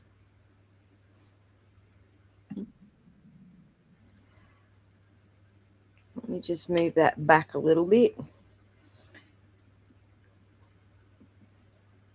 And stick it over here so you guys can hear it. All right, now pay attention. All right, if you think I'm just here fucking with you, pay attention, because this is what's in the actual binary. All right, guys. Volume. Let me check it. All right. Pay very close attention. I'll try and pause it occasionally and add some extra explanation, okay? Friends is my cue to jump into the binary file. And to make it easy to understand what I found in the binary file, I laid it out in a timeline of sorts. You can see the full sequence, all 1,294 frames across the 65 seconds. And the first thing that's weird here is that this is coming from the CTTS table, or box if you prefer, which doesn't exist in all of the other ring footage. Here's a different ring video, just so you can see. There's no CTTS box. There's no... Right, so what I've done here is I've done a binary examination, and instead of showing you guys a whole bunch of hexadecimal gobbledygook on the screen, I'm displaying it in a graph, in a timeline. That way you don't have to read the gobbledygook. So that's what I've done here. And so this file here with the green bar at the top saying there's no CTTS table, and this is the proper structure for a ring binary. This is being compared with this video here, all right? This is the analysis for this video.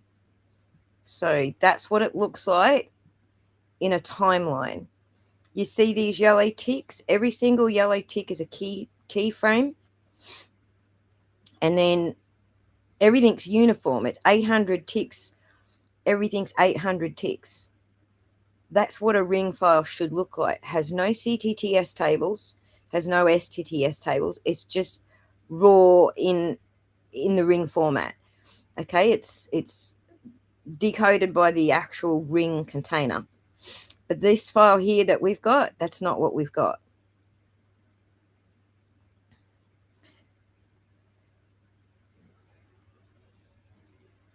Right, is all the evidence anyway. Right, exactly. It's funny you should say hunt too there. Strong leg. That is funny. But anyway, let's listen a little closer just so you know what you're looking at. Offset table present. Keyframes are in order in the sequence. and there's normal ticks between the frames. But when we look back over here at this particular file, we find that the CTTS composition offset sequence table contains references to all 1294 frames. So that's the first difference, right? This one has a CTS table, and it shouldn't have. It's only because it's a different container format than Ring provides. The one I showed you just a minute ago, that's the proper Ring container format. This is not.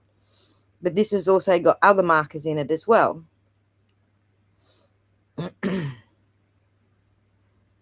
There is editing, and I'm showing you digital proof that there is editing, all right? Digital fucking proof.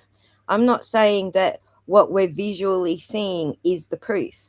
I'm saying what's here in the binary is the proof.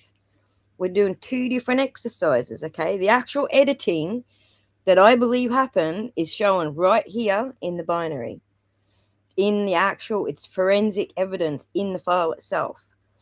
What we're doing by looking at things is not proof of anything. We're just looking, all right? So separate the two. This is happening on X. Every time I post a picture of something that I observe, everyone's like, that's not evidence, that's not binary evidence. It's like, no, it's not. We're just observing shit. Separate the two. That this is the binary evidence. And the binary evidence, now, instead of putting this on the screen here, let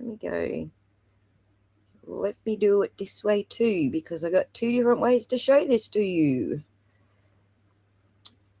Back to the HTML. I do have this saved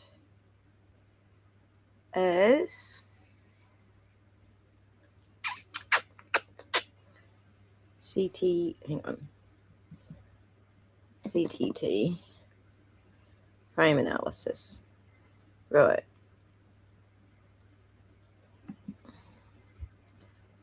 Let's open it. Here you go. Let's do this. Make sure you guys can see what's going on here. You can. All right, when you go through the CTTS table, what it's supposed to look like is it's only meant to have 2 or 3 entries. This one hasn't. This one has 1,294 entries. It's the most obvious weirdness for any CTTS table I've ever seen in the header of any file, let alone this type of file. So the first thing is, this is not standard Ring format. The standard Ring format is the one I just showed you. It's very uniform. This one has odd blocks. This one has 1600 block. Let me just show you here. See the two different colors? Well, I kind of explain it here, right? It has a 1600 block. It has a 0 block. It has a 1600 block. It has a 0 block. The other binary I just showed you had 800, 800, 800, 800, 800.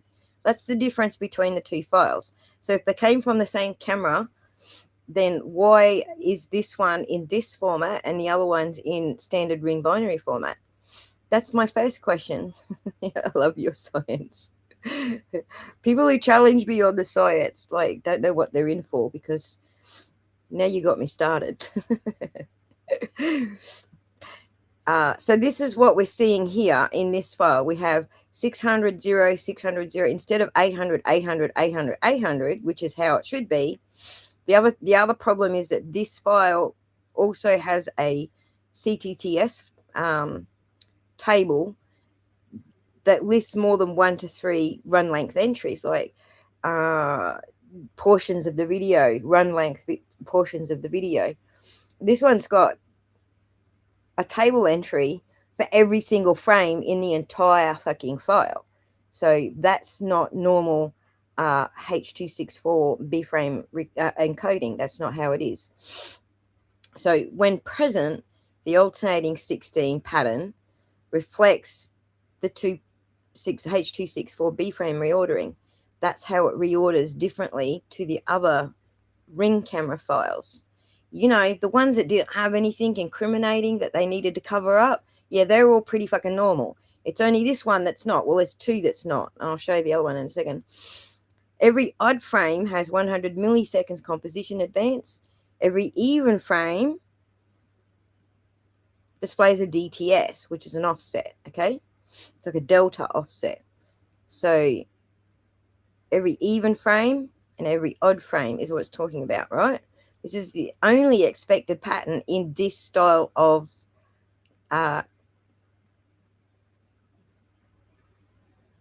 I just forgot the word. It just fell right out of my head. This style of container. I don't know why that just popped out of my head, but it did. So that's the first thing to notice, okay? It's not the same format as the other one. The second thing to notice is that we got this shit happening where 1600 isn't here, and at 16 it's been split up over 1584 and 16. This shit here is showing you where splits have occurred in the video. It's not a contiguous recording. It's been broken up. And then when you look at, you can see one here, you can see one here, and you can see one here. There's three different splits. So this section here to here was cut out of the video that we're just looking at, and shit was done to it. And then we've got duplicate frames, which are these purple stripes in between. All these regular duplicate frames in between. And then we've got this gap. So none of that is normal, okay? This file was edited. That's the fingerprint for editing. And I don't know what else to tell you, whether you believe it or not, but it actually is the fingerprint for this is not a contiguous file. And it's also been exported into a different format. I'm arguing with Karen Reed. No, I'm not. Karen Reed doesn't even know this shit. This is shit I discovered. This is me digging into the actual binary file. There's nothing to do with Karen Reed. Pretty sure Karen Reed doesn't know how to code, so she absolutely doesn't know what the binary says or what it's supposed to mean. Pretty sure she's just like a numbers girl as far as finances go. Accounting. So how can I be arguing with her?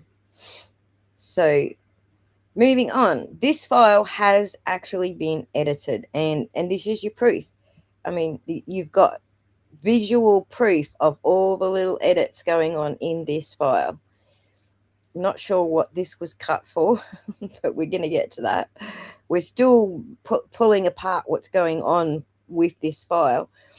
But these orange stitch marks, so this is 40 frames before a stitch mark, and this is 40 frames after a stitch mark. So in the first stitch mark, so stitch 1 is there to there. There's some weird shit going on between the frame that originally was there and the frame it was stitched with. That's what we're looking at here. Stitch 1. Same thing going on here. 111 or 1167 over here. 322. It's a weird stitch. Okay, over here it's 1167, and then over here it's 1253. And then looking at those sort of where they occur, runtime. The splice stub starts there. First stitch is at 1605, and then the weird stitch, the weird B part of the stitch is 1610 seconds, by the way. The next one is the content gap in that first stitch. This content gap is really weird, and I know exactly how to explain that. It's because when she stitched it back in, she had a little bit left over. But we'll come back to that a little later. 58 seconds is the next stitch, and then 63 seconds is the last stitch. So this is produced by that file. I didn't sit here and create every single entry in this table. I said, here's the file and create a row for each thing that you find. And that's what it found. So pretending like it's something that I invented, it's not just there in the fucking file, is an argument you're not going to win. And the best way for you to work out whether it is or not, go get the file and do the binary analysis on it. Because I don't have access to whatever file you've got access to. Go do it, and then you'll see, was I right or was I wrong? You'll see for yourself. This isn't stuff that I am inventing. This is what's written in that file. It is manipulated. Sorry, you're the one who's hilarious because you don't understand binary. If you understood the binary, and here's the funny thing, right? We shouldn't pay out too hard on Ken here because there's a lot of people on the Karen Reed side who don't understand the binary here arguing with me as well. So it is definitely manipulated. It's not the only one that's manipulated. There are multiple files that are manipulated, and I don't just look at what I'm seeing on the screen. I actually dig into the binary and go, what does the binary say about this? So I also found remnants of missing frames in the exe files from the library. Where do you reckon that come from? Huh? You think I'm clever enough to rewrite an exe from scratch? One of those like highly secure exact vision exes from scratch to make it look like there's stuff that's there that's not there? And if I did, would that not expose me because you got access to those exe files? You can also look at those exe files yourself and find out that there is actually remnants inside those files where those frames used to exist. Who am I? I am a software engineer. That makes me an expert on this topic. I've actually got a degree in software engineering. Who are you? And what do you eat? What's your degree, mate? This is what I do for a living, buddy. I analyze data. I write SQL databases. I write software from scratch. I develop apps, programs, games. What are you? And what's your expertise to say that I'm wrong? An expert in what? I mean, there's two different types of experts. There's a drip under pressure, and then there's someone who's got a degree. Which one are you? Anyone with experience can see with their own eyes the discrepancies. Thank you, JC. I mean, there's a lot of people out here who know what I'm talking about with the binary analysis. So print the binary. Oh, man. I don't, it'll crash everything. No, it won't crash anything because it's at my end, and my end's pretty grunty. But the point is, I don't think you understand. Once you see a whole bunch of hexadecimal on the screen, how does that help?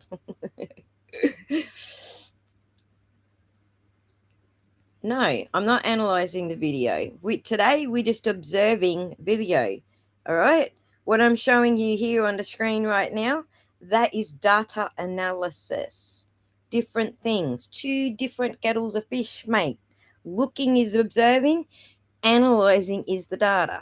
Do you understand the difference yet? Well, yeah, what is it? What's an expert? Is it not someone with a degree and experience in the topic? Is that not what an expert is? How does the court determine what an expert is? Please explain.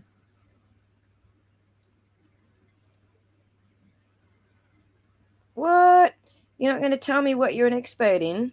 Come on, I'm waiting.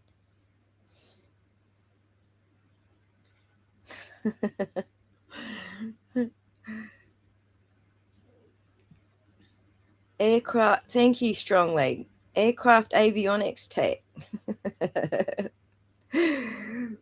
There's a lot of people who actually do understand the data and get what's going on when I do the deep dives.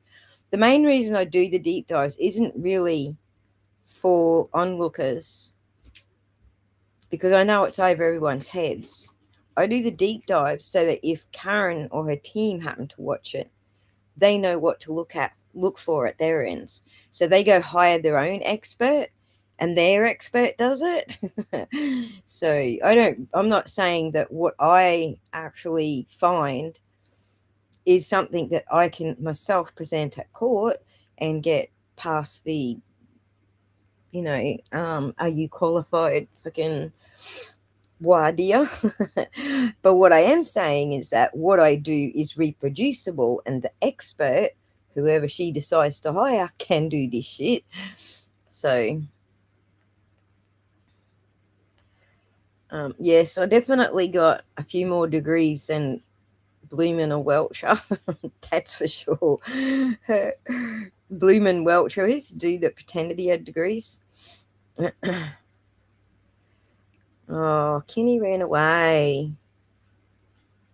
Drip under pressure, couldn't handle it.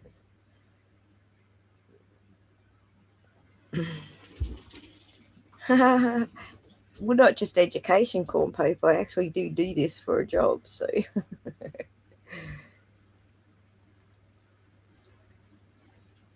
Anyway, what about you, Jabala? You gonna fucking challenge me here? How are you gonna challenge me? Or are you gonna do the drip under pressure and run away as well? I mean, you've been very polite up to this point, so I'm going to give you that credit. But none of this has anything to do with Karen Reid. This is just what I do for work. This is me observing the data. Sorry, this is me observing video footage as an observation, and that's completely aside to me analyzing the data and what the data actually tells us. It does tell us that whoever gave this footage over to the defense definitely did some weird shit to it.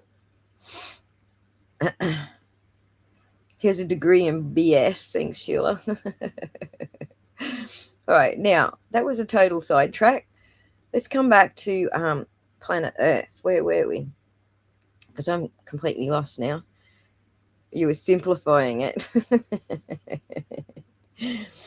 What's against her interests? What is against her interests?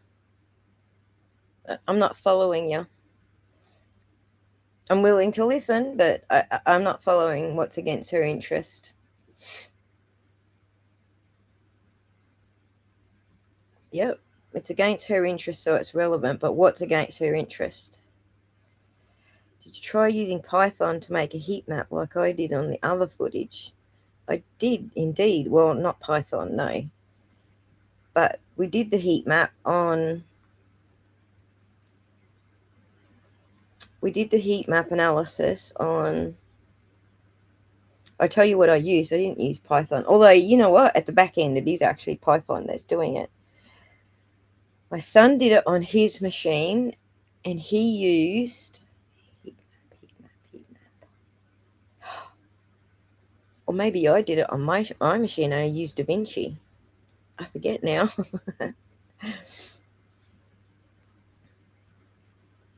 What are you talking about? Karen doesn't know about the binary.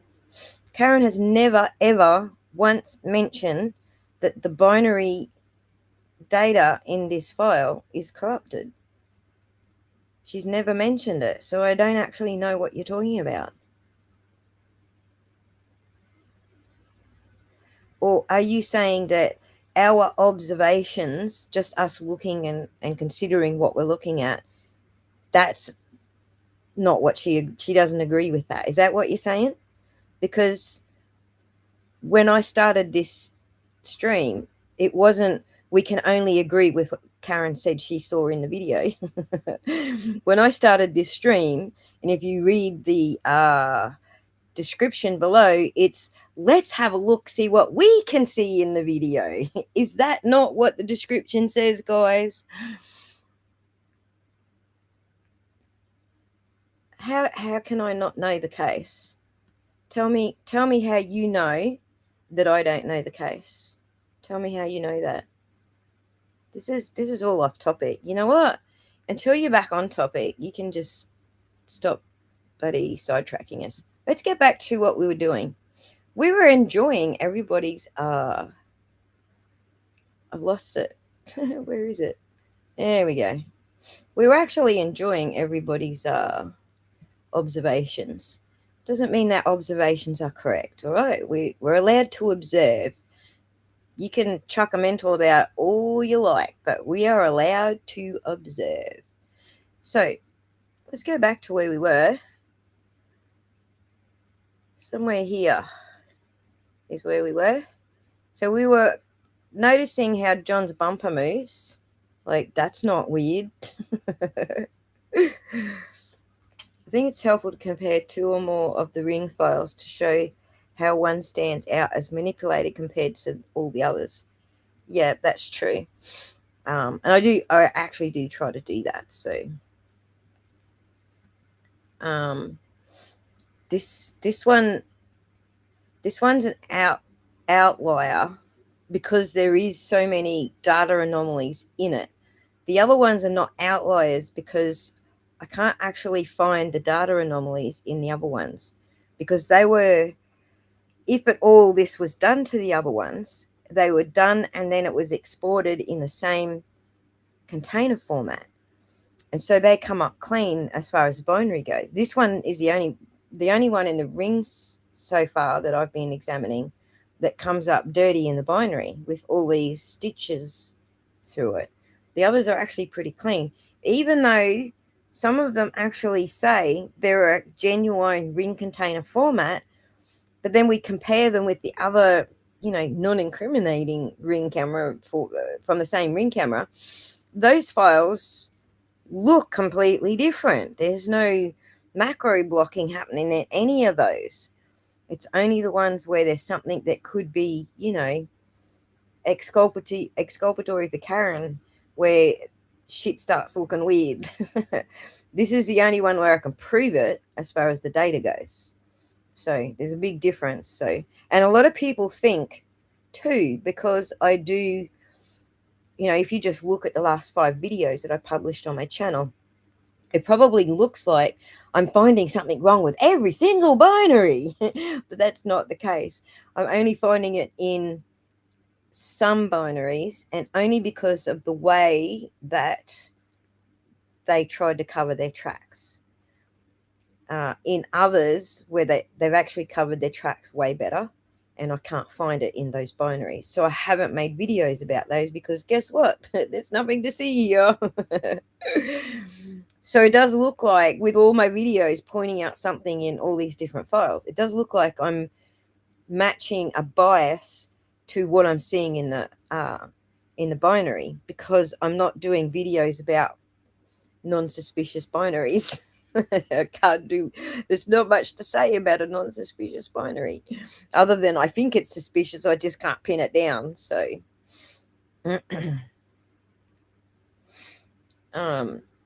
Christine, I watched every minute of the trial and she's always on point and knows the technical side better than anyone. I did watch the trial. I watched every second of even pre-trial motions. I watched every second of everything. There is nothing I didn't watch. So people who go, well, you didn't watch the trial, that's not the case.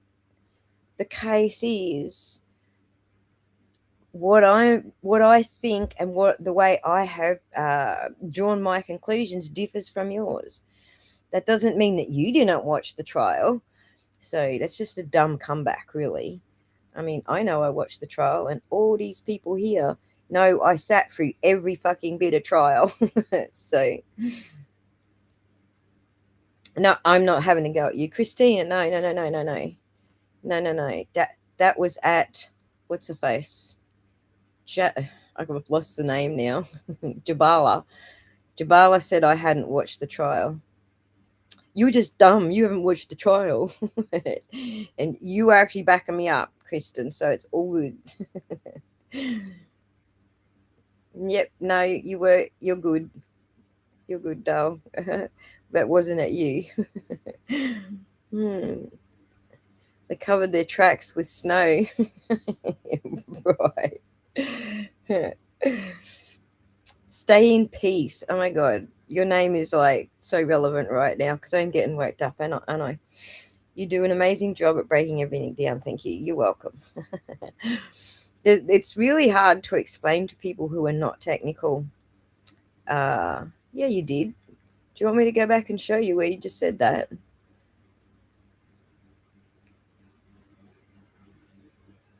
You do realize you put it in writing, right? Look. All right. Technically, you didn't say I didn't watch the trial. You just said I don't know the case. But anyway, let's not get off topic. Are we back to frame by frame? Is everyone ready to go back to that? Because I'm kind of done arguing with dickheads. Thanks for all your work, Rachel and Ozzy. Oh, John's burner. Good on ya. All right, let's continue watching John's bumper jump around. All right, so I'm going to split this up. From this point onwards, I'm going to watch this and see if we get any more jumpy. Because I've got a theory how come that's jumping. Before we focus in on this and what's going on with this, all right? So let's just do this little bit first. Because we know it did a couple of little jumpies there, right? Look, everything's blurred out except this bumper that we're watching. Look, it's still not blurred out.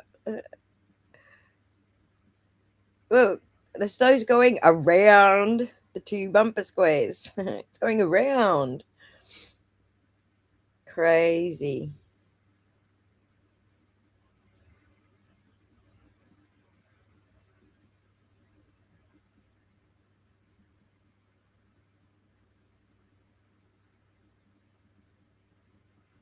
No, that looks like the only spot that it moves. Oh, look at that one.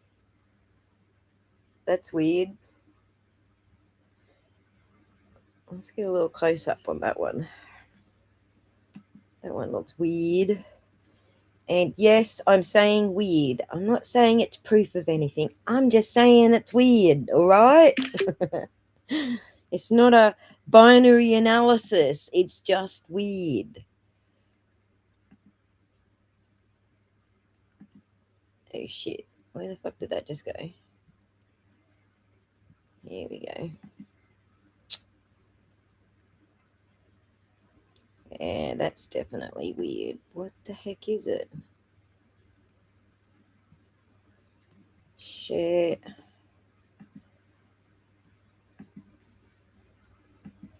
Am I allowed to say shit's weird? Jabala, whatever your name is. Is that okay by you? Do I have your permission to say shit's weird?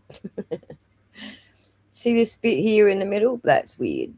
It's got very hard outer edge. It's really weird.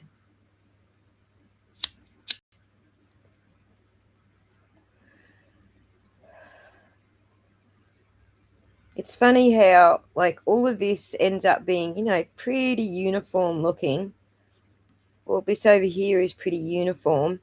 But then we got these bits in here which are not uniform. It's just weird how that happens, isn't it? It's just fucking weird, man. My favourite observation has been the library footage. There's Karen's car driving by and they forgot to edit out the red from the reflection off the ground. Well, here's the thing with that, JC. It is one of my favourites as well, but I can't tell you if she actually edited that one. And there's two reasons. Because the binary seems clean, even though we can tell it's been edited. I'm going to get to that one next. We can't actually tell it's been edited because the whole fucking camera name's chopped off. We know it's edited. But if it's on the way to 34 Fairview. So she had no reason to edit that footage. Shit's weird equals not normal, right, strong leg?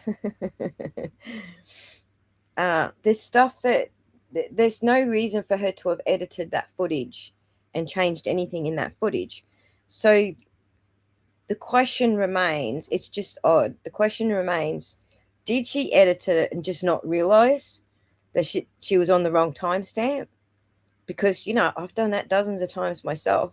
Like, Rachel and I have both done it. She's going, look at timestamp, blah, blah. And I'm in the 5 a.m. footage and she's in the 12 a.m. footage, or vice versa. And I'm like, I'm not seeing what you're seeing. So like we do it all the time. Like, you know, we're familiar with our work and what we're doing, yet we're still mixing shit up. So to say that Colleen Crawford's above that kind of mix up in her own head, she could have been on a roll. Right. I actually liked what Kevin from South Boston, he was joking about, look, she was told to edit all the tail lights and she just edited everything, did what she was told. So but there is weird shit in that footage as well. If she didn't edit it, there is weird shit in that footage. But one of the things I did find strange about that footage was that she chose a specific screenshot of Karen's vehicle passing through where the tail light looks a lot whiter. Whereas if she had have chosen a frame before or a frame after, you would see a lot more of the red. So you know how she chose a still frame and they put the still frame up to show the jury? That was just one frame in the entire her crossing past that camera. One frame, which was the whitest that tail light looked. But yeah, again, that was just an observation. That was certainly me not saying the data actually proves it. The only thing the data proves is that this shit was edited, right? That's all it proves, and where it was edited, but not what was edited. So just to be clear, why are only unsmooth lines of snow? I know, and this is what happens every time, right? The unsmooth, these sharp edges are always over his car and her taillight. They're never anywhere else. Around here. It's always over either John's car, like this is still where she hit his car when she reversed into it. And we worked out where this come from. See how this is slightly yellower? This is slightly whiter or grayer white, whereas this is slightly yellower white. We know where that came from now. We've kind of worked it out. I want to save some things to be a surprise because Rachel's working on that one. She's going to show us how that one was done. Actually, I did have at least let's go. At least have one I can show you out of Rachel's thing. Let me go. It's not a window. Hang on. I need to open it first. It's on my desktop. And it is not on my desktop. Here, let me open this one and show you. Look. Without saying where it came from, I'm just going to show you a clue. Replace that window with this window. Here's just a little clue.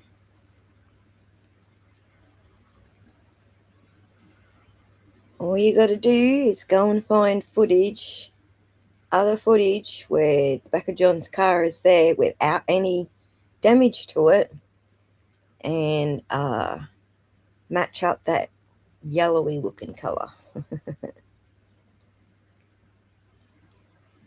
Right, that was probably the most strongest tell of all, strong leg.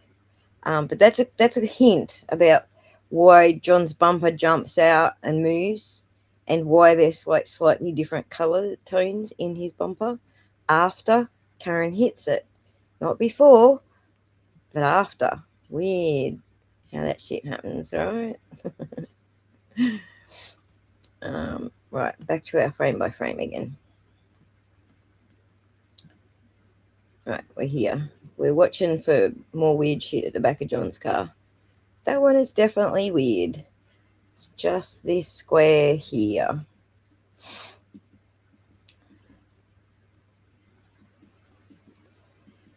So what you'll notice about this square, it's the same square that jumps a little earlier, but it's the same square that is there From the moment Karen Reed pulls away from his car onwards, it's not there beforehand.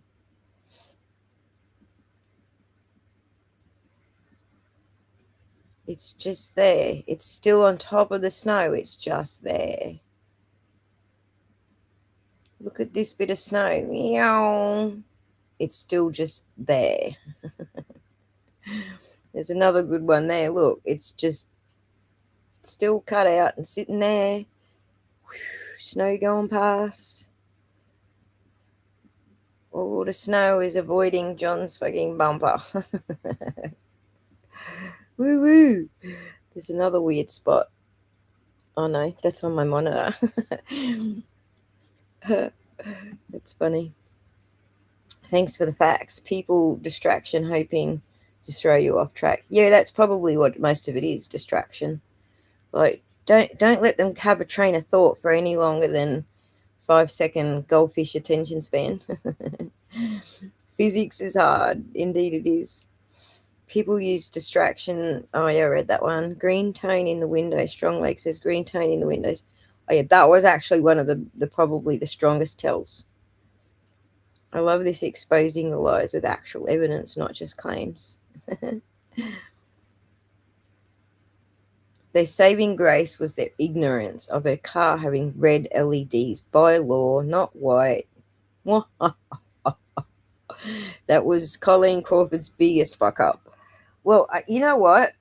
If she's like any other female, she probably doesn't know. I certainly didn't know, and I was arguing up until BN Trouble's demonstration that they were actually white bulbs in there. And then I found out, nope, they're actually LEDs. And I was like, okay. And then I found out that they're red LEDs. So I was actually learning as well. But most women don't know these things because they don't ever have to change one, right? Guys generally like don't want to take their car to the mechanic to change the LED. So they'll change your own LEDs or change your own bulbs or whatever. So most men know this stuff, but a lot of women don't. So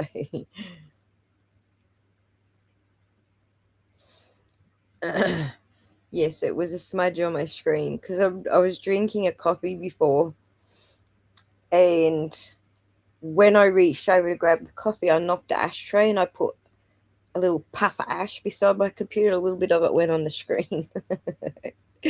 So it was nothing. But look at this photo now. Now that I'm looking back, hang on. Look at this square. Actually, this whole area here is a different color to everything else there. This whole area is more yellow, whereas here it's more whitish grey, whereas here it's more yellowy grey. I see a very defined square here as well as the one here. Anyway, let's keep moving.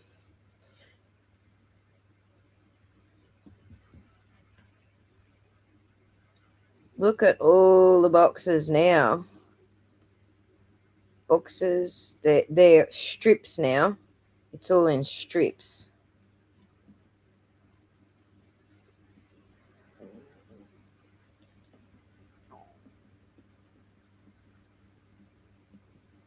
I'll come back to Karen's taillights in a second, but I'm just watching John's because I just feel like there's a lot of shit going on in this back end. Look, there we go again. Look.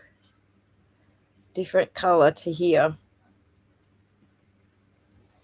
And it just seems to be on top of all other blur, you know, like everything else going on around it. I kind of feel like maybe this quarter panel is doing some changing as well.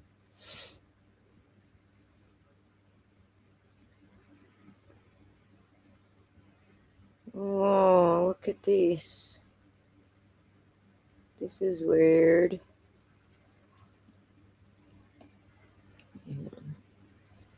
There's a snow piece that goes from there to there, but it's kind of all chopped up. It's all choppy. It's chopped up here as well.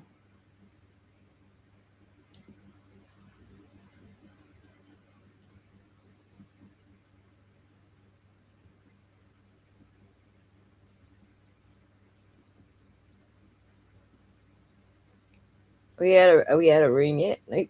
We've still got more room. Yeah, that square is just staying on top of everything through all of this.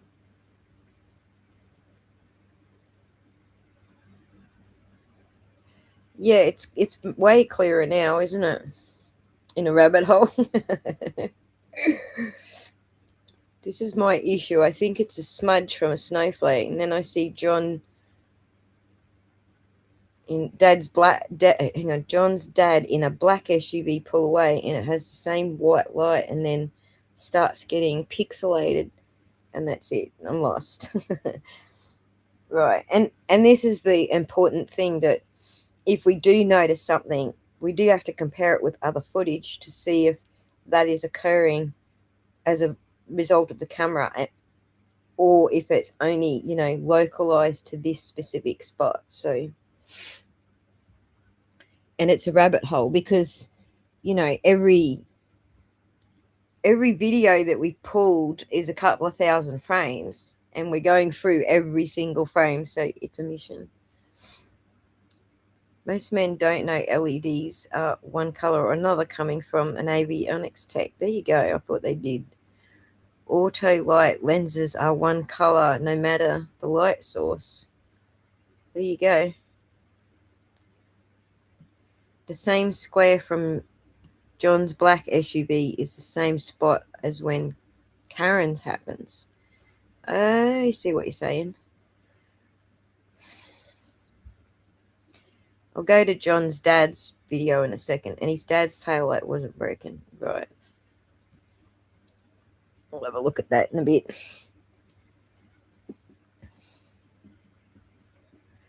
So it just seems to me like this feels like it's just on top of everything the whole time.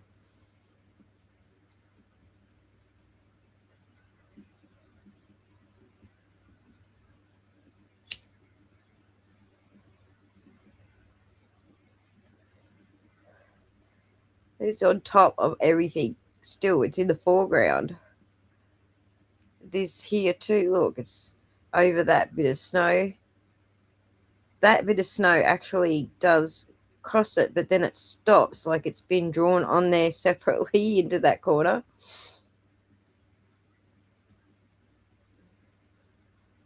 And this snow here is going straight past it, but it's still on top. It's probably about the only one where I've seen it properly on top. The snow properly on top of it.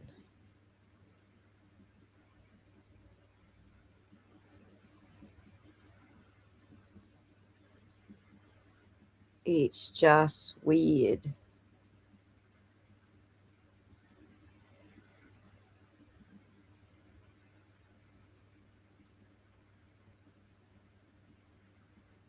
Look at that. Just this little bit and this little bit are all like clear as day, but everything else is blurry. There's some pretty obvious stuff going on here, I think.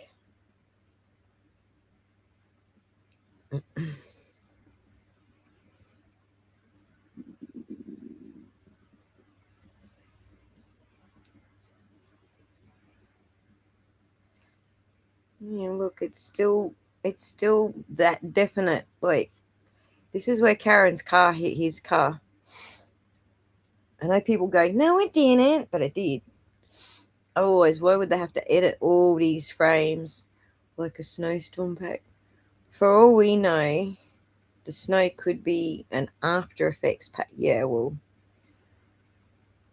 it's not hard to do this. All I got to do, if I'm actually editing this myself, I'm not even experienced. I just, I've played a little bit with it.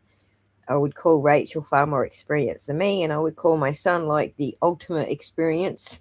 But if I was doing this myself, I would just grab a paintbrush with a bit of luminosity and a good feather on it, and I could draw that snow back onto the piece that I was trying to pretend was always there.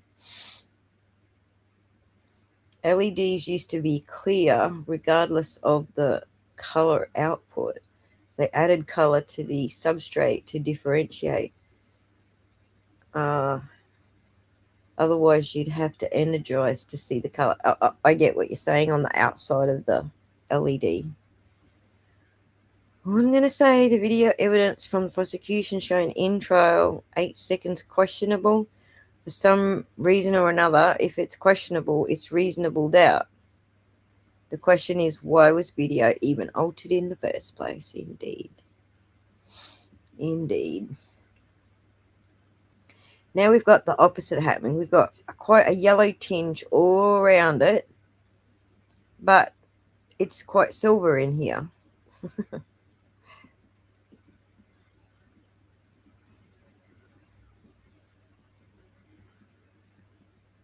That bumper just never does quit. It's just there and it's the same, and it doesn't matter which frame it is. Just that bit. All this is changing frequently. It's just that little square there, it ain't changing.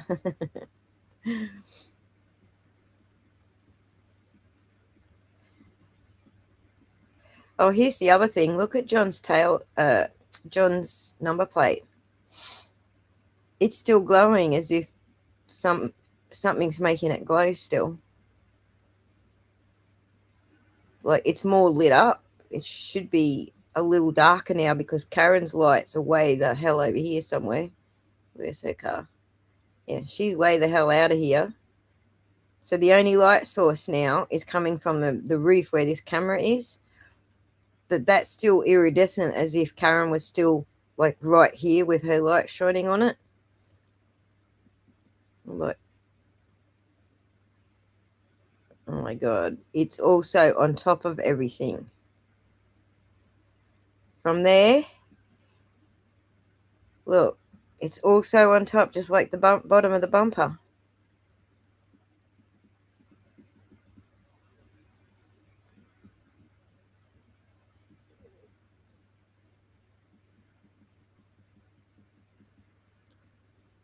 Did I go past the, oh, I did. No, actually, I think it's right here. 40, it's right here. It's 2 seconds away. Watch how, I'm just going to play it through.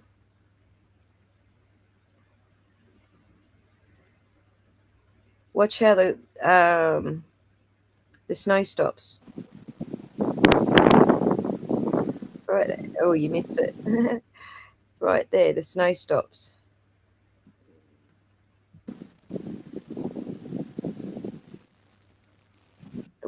I went too far.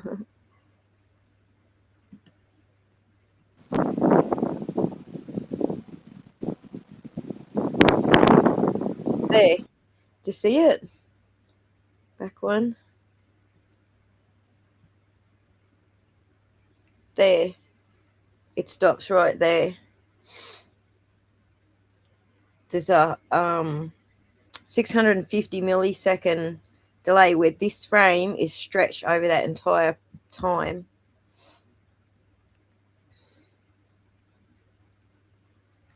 You know, you're right when the trolls are out.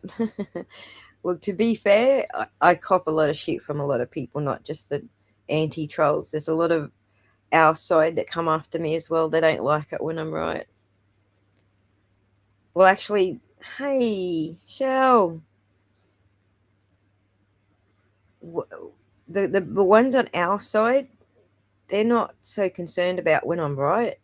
They're more concerned about when I get attention on something.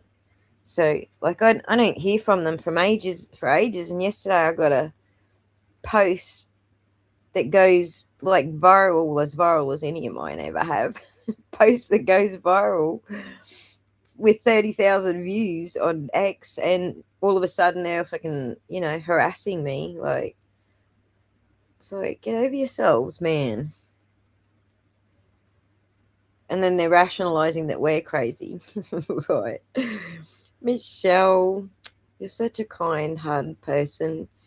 Michelle's showering everyone in memberships. And Mama 4 got one. Out and About with Di got one. Patrice Murphy got one. Steel Volve got one. And Miranda. Welcome to the bony ass. Welcome to the bonus membership. Thanks for that, Michelle. Awesome. Cat Randall in the house. Right, so let's keep going. Whew. We're gonna move this back now. Like, there's so much going on at the back end of that car, and even like that shadow on the roof of the car. It's weird. So that's that one. Let's take it back to all this weird shit and watch the tail light now. So we're gonna be focused all on this area here.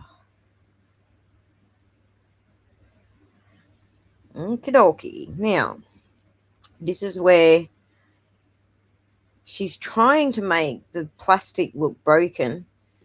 But the issue with that is when you see BN Trouble's video, that plastic is way clearer than that. It's not that dark a red.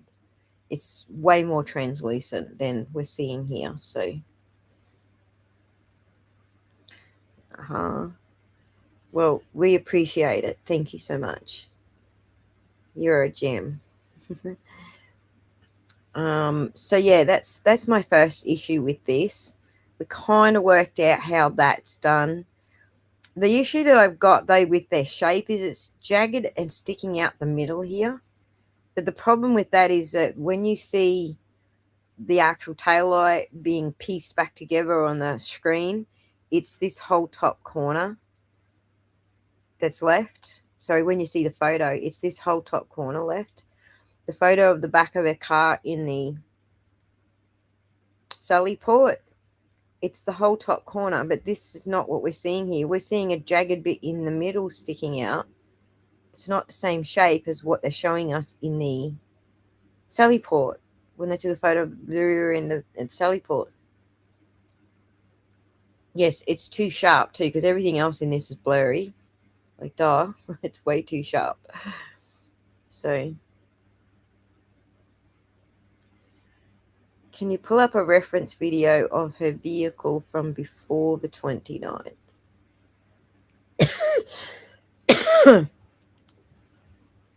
Sorry, just let me hang on.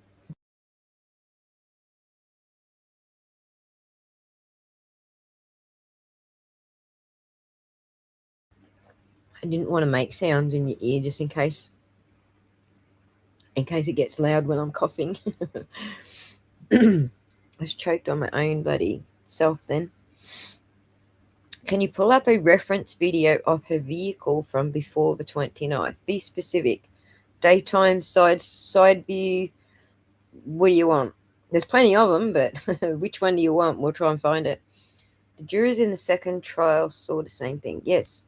The jurors in the second trial saw oh, actually, I might be jumping ahead there. One of the jurors in the second trial said that it was all over once he seen the car being loaded onto the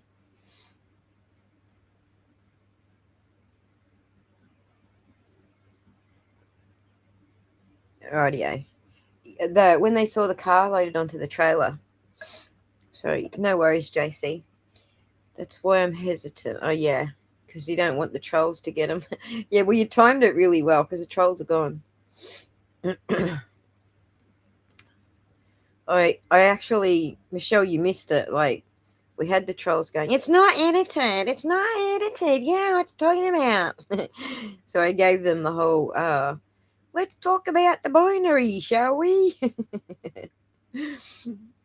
Ozzy, I have a feeling or a theory that they only started really screwing with the light after the first frame or two that you could see the light come into view. You may be able to see how smooth it's supposed to look. When you say when it comes into view, you're talking after she's reversed out. After she's reversed out and then she turns the steering wheel and then goes forwards out the driveway. Damn, did I miss hammer time? Oh yeah, we didn't hammer them. We actually didn't have to do anything. They left of their own accord because I baffled them with brilliance. No, I'm just joking.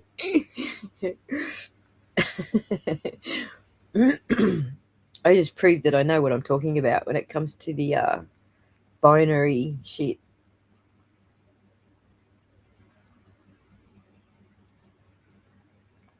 And they were like, you just don't know the case. You don't know what you're talking about, and left.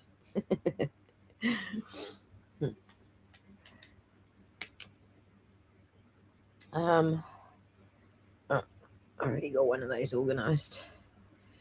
Oh, there's Jabala.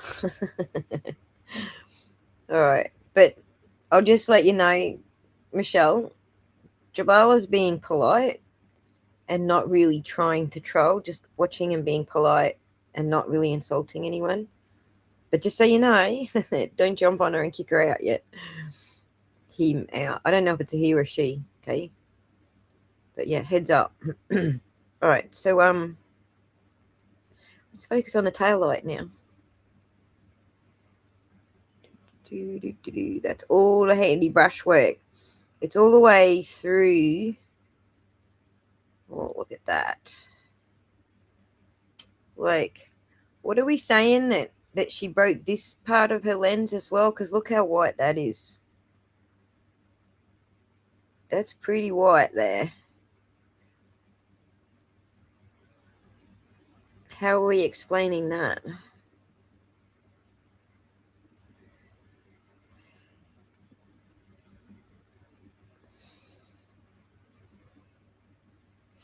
So the other thing I noticed with this blemish here is that the only time that you see it looking like there's snow in front of it is like 2 spots through all of this. So go back to the start. From here, you watch, there's only 2 spots. There's that one. But otherwise, it's actually on top of the snow all the way through. Look. It's always on top of the snow.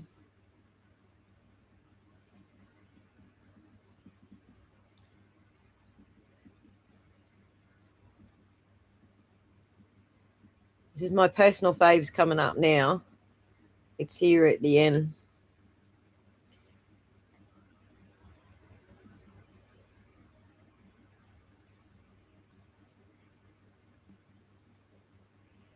See, I feel like just here, maybe she hasn't really tried so hard here because you already got that side dimness like we see in Van Troubles, and then the little bit of pucker light underneath it.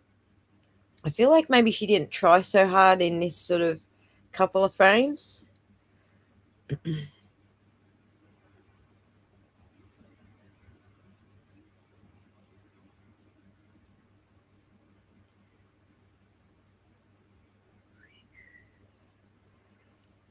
Some of these places where the tail light is actually on top of the snow, those are a bit weird.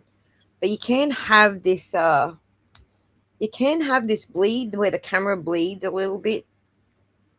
So some of them, I wouldn't call them obvious. I would just say they're sus, but not obvious. We do have like some pretty obvious happening here eventually.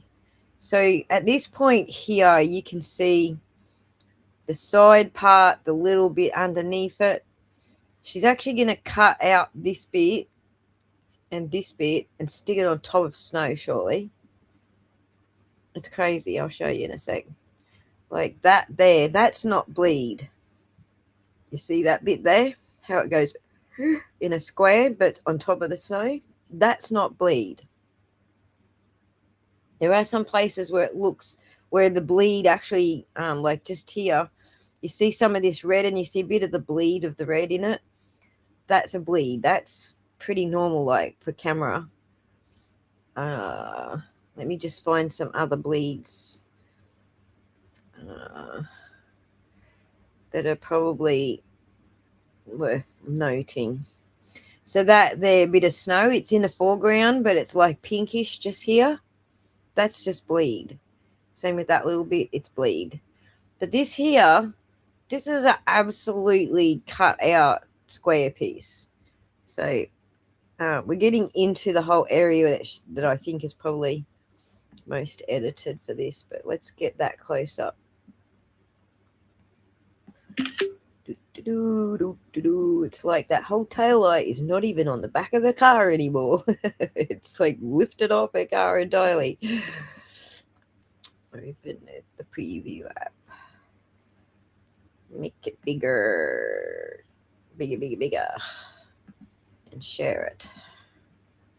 It's a pity I can't share two screens here and then just flip between them, because this is frustrating. Look at that. That square is on top of that snow. That's not bleed. What do you reckon, Rachel? Am I right or am I right? So, it's interesting and informative. Oh, cool. Well, we're just looking. Right, there's not really any black and white, proof that any of this is what we're observing, Jabala. So, man, I bet Colleen wished it wasn't snowing. Right. Would have made this whole job like a lot easier, right?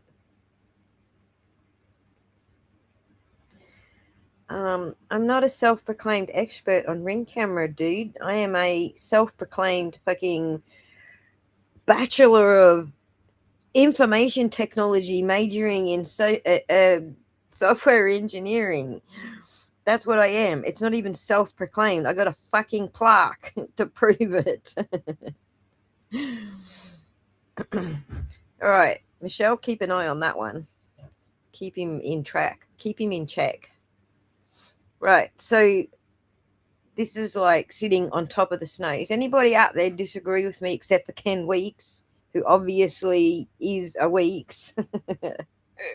Does anyone out there disagree with me that fucking taillight is not sitting on top of fucking snow? Do we ever know if they provided a hash for all the videos to prove the preservation of files? JC, I don't see how they could. Honestly, I do not with the amount of fuckery that we're seeing in these files. I didn't see how they could. It explains why this video that we're going through right now doesn't appear in the FOIA. Because if they put this in the FOIA, then we've all got access to that one file, which is the most incriminating, right? Oh, look, Michelle, that one's your call. Jabala's being all right, but Ken's being a bit of a prick. We'll see. It's your judgment call, Michelle.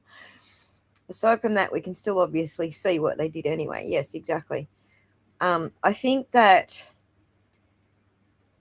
this is where they fucked up, all right? If they just took the ring footage as it was from the ring company and all of those hashes and gave all that to the defense, and then the defense goes, yeah, all these hashes match, we wouldn't be here doing this today.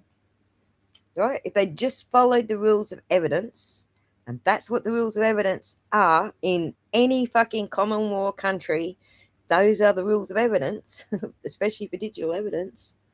You need to show the provenance of those files. The provenance is it came from Ring and its hashes match. If they'd have done that, we wouldn't be here today doing this. This whole like mountains of videos and hours of streaming that I'm getting out of it, all that would be pointless because it would all be clean. And you would have that evidence backed up by hash. So it adds spice.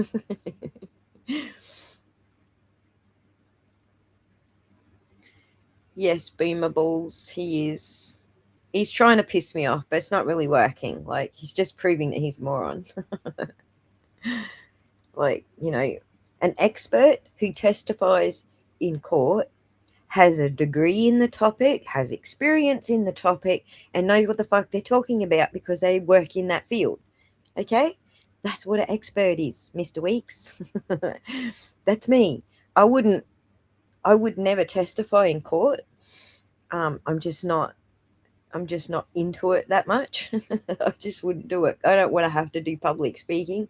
It's hard enough doing a live stream, so I just wouldn't do it in court. But the qualifications that I have and the 35 years experience that I have, yeah, that's pretty much what happens when you go in there and they go, what's your experience? And you give them your resume and shit. I would actually pass as an expert. I just wouldn't do it. So the fact that you've never seen me on a stand doesn't mean I'm not an expert in that particular thing.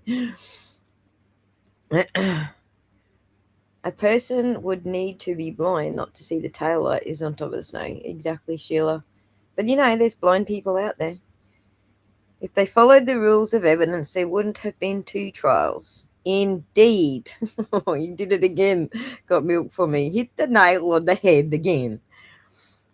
The expert doesn't have a degree if they're from the UK. Right. They don't have a degree if they're from the UK, or they don't have a degree if they just like lying about it and pretending they got a degree when they don't. I knew when I saw it, it looked weird, but your expertise showing what has been done is wild. I'm not sure that I'm showing what has been done, Cindy, so don't get too far ahead of yourself. I'm just pointing out shit that I notice. But she never took her shoes off. Biffle. Good to see you, mate. Biffle. She never took her shoes off. That wicked wench.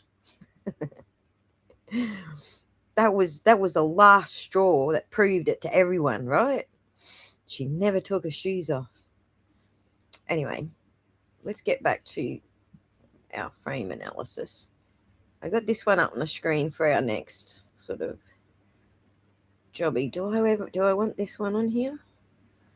Oh, actually, I'll leave that one up because Rachel was just talking about that one, so we'll come back to that one. All right, share this screen. Hey, come back.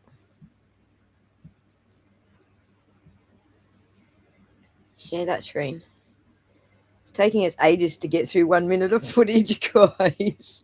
It's been fun, but we are nearly 3 hours on one minute of footage. Whiffen asked if he had a degree, and he said, bro, I'm from the UK.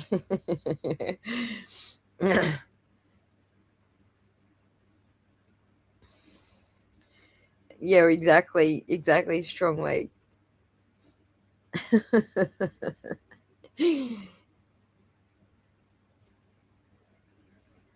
By the way, the photo of Ozzy is mega super pretty, just saying. Oh, thank you, Boomer. It's actually an older photo of me, just, full transparency. It's a much older photo of me, but it's one of my favorites because I had my hair all done up, But they do now wear the shoes in John's house, very respectful to his memory. Yeah, they do wear them now in the house, right? All right, so there's some weird shit. So we got that one where it's sitting on top of the snow, right? It gets weirder. Like, wait, it gets a lot fucking weirder. This one is also on top of the snow, but it's not as obvious an edit. But this is definitely on top of the snow. This isn't bleed. This is definitely on top of the snow.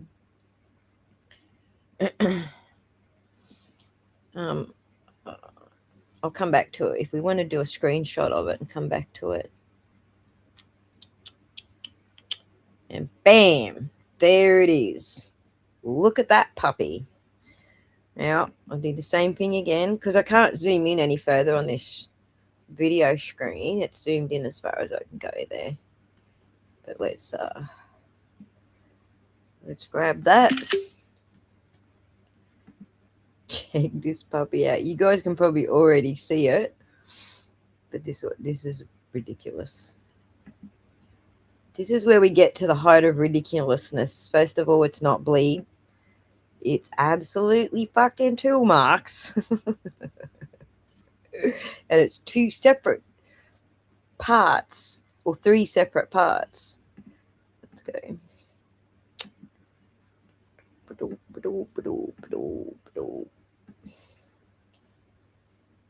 What do you reckon, guys? Is that on top of the snow, or is that on top of the freaking snow?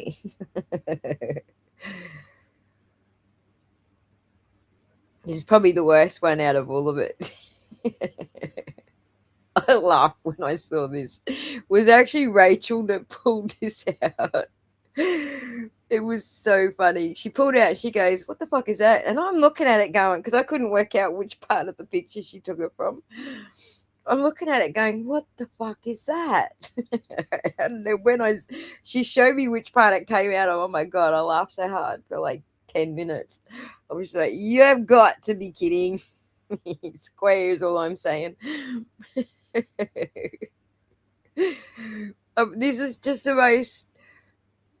This is the most blatant fucking cut out job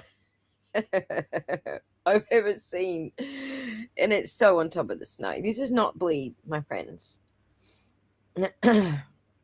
There's absolutely nothing that camera can do to produce that fucking artifact, right?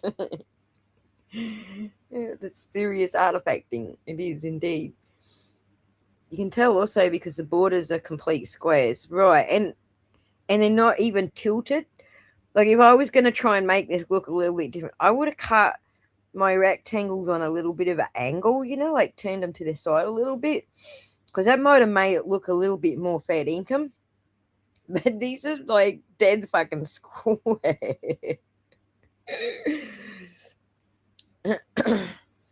Yeah, you guys know what I'm talking about. So Corn Pope does a little bit of graphic work herself, and so does Rachel. In Rachel, I think, fixes photos and like takes the backgrounds out of things and stuff like that. And I can't remember Corn Pope's exact sort of hobby for there, but I know she plays with the software as well. So I play with it on a way like more amateur scale than these two girls. So I know what a marquee is. I know how to apply a marquee. I know how to edit photos. I cleaned up all of my family photos, like made them all digital and cleaned up all the scratches out of them and stuff like that. So I've done a little bit of it myself. So I know what the tools are, and I know how they look when you don't get it right. But I'm not an expert in this side of photo editing. That's what the two girls are. Photoshop, Corn Pope has a diploma. There you go. So these girls are absolutely way more experienced with this stuff than I am. I just, played with some family photos a few times. So looks like someone did a cut and paste. Yes, got milk for me. Indeed it does. This is the most blatant cut and paste job I've ever seen in all of these videos that we've been looking at. So here you see one square here, and you can see it's quite clearly on the red side.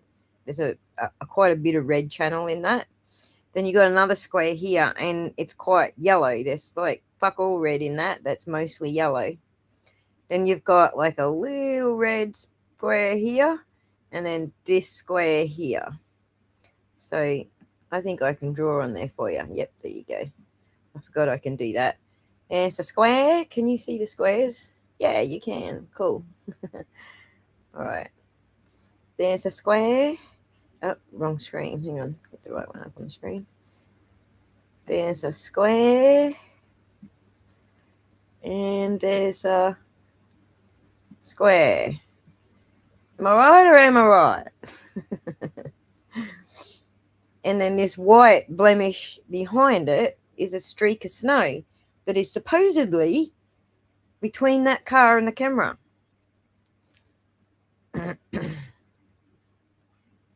Original has to have the geometry of the tail lights obscured by the snow flurry. Right, strong leg, but this is what I reckon they've done, right? Let me back it up a couple of frames and I'll show you where I think, well, this is what I think they've done. I think actually Rachel has been Hang on, share screen. Rachel has been working on this. She's probably got a better idea exactly where it came from, but I'm just going to give you my best guess, just off the top of my head guess. All right, so here's where our taillights are on top of our snow streak. If you go back one, look at that. Or if you want a yellowy one, that's probably going to be closer to it. So, like there. Yep, that's where it's cut from, right there.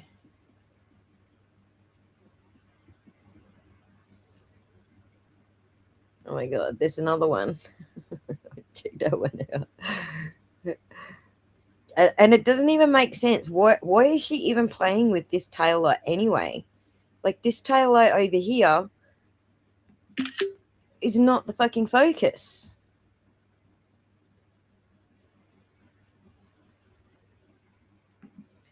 Let me just put this one up.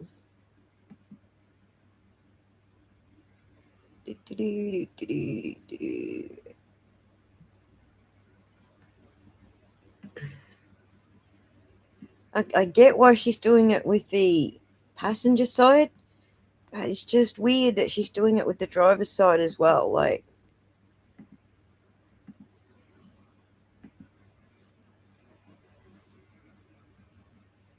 some weird shit going on. It looks like two patches. It looks like she put it on there and then she tried to blend it.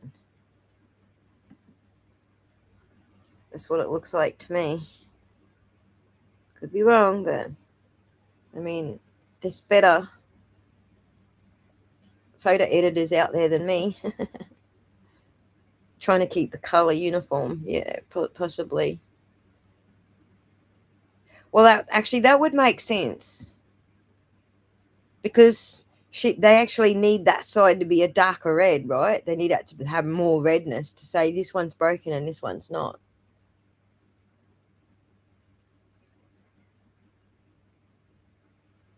Once you see it, you can't unsee it. I know, it's so bad, right?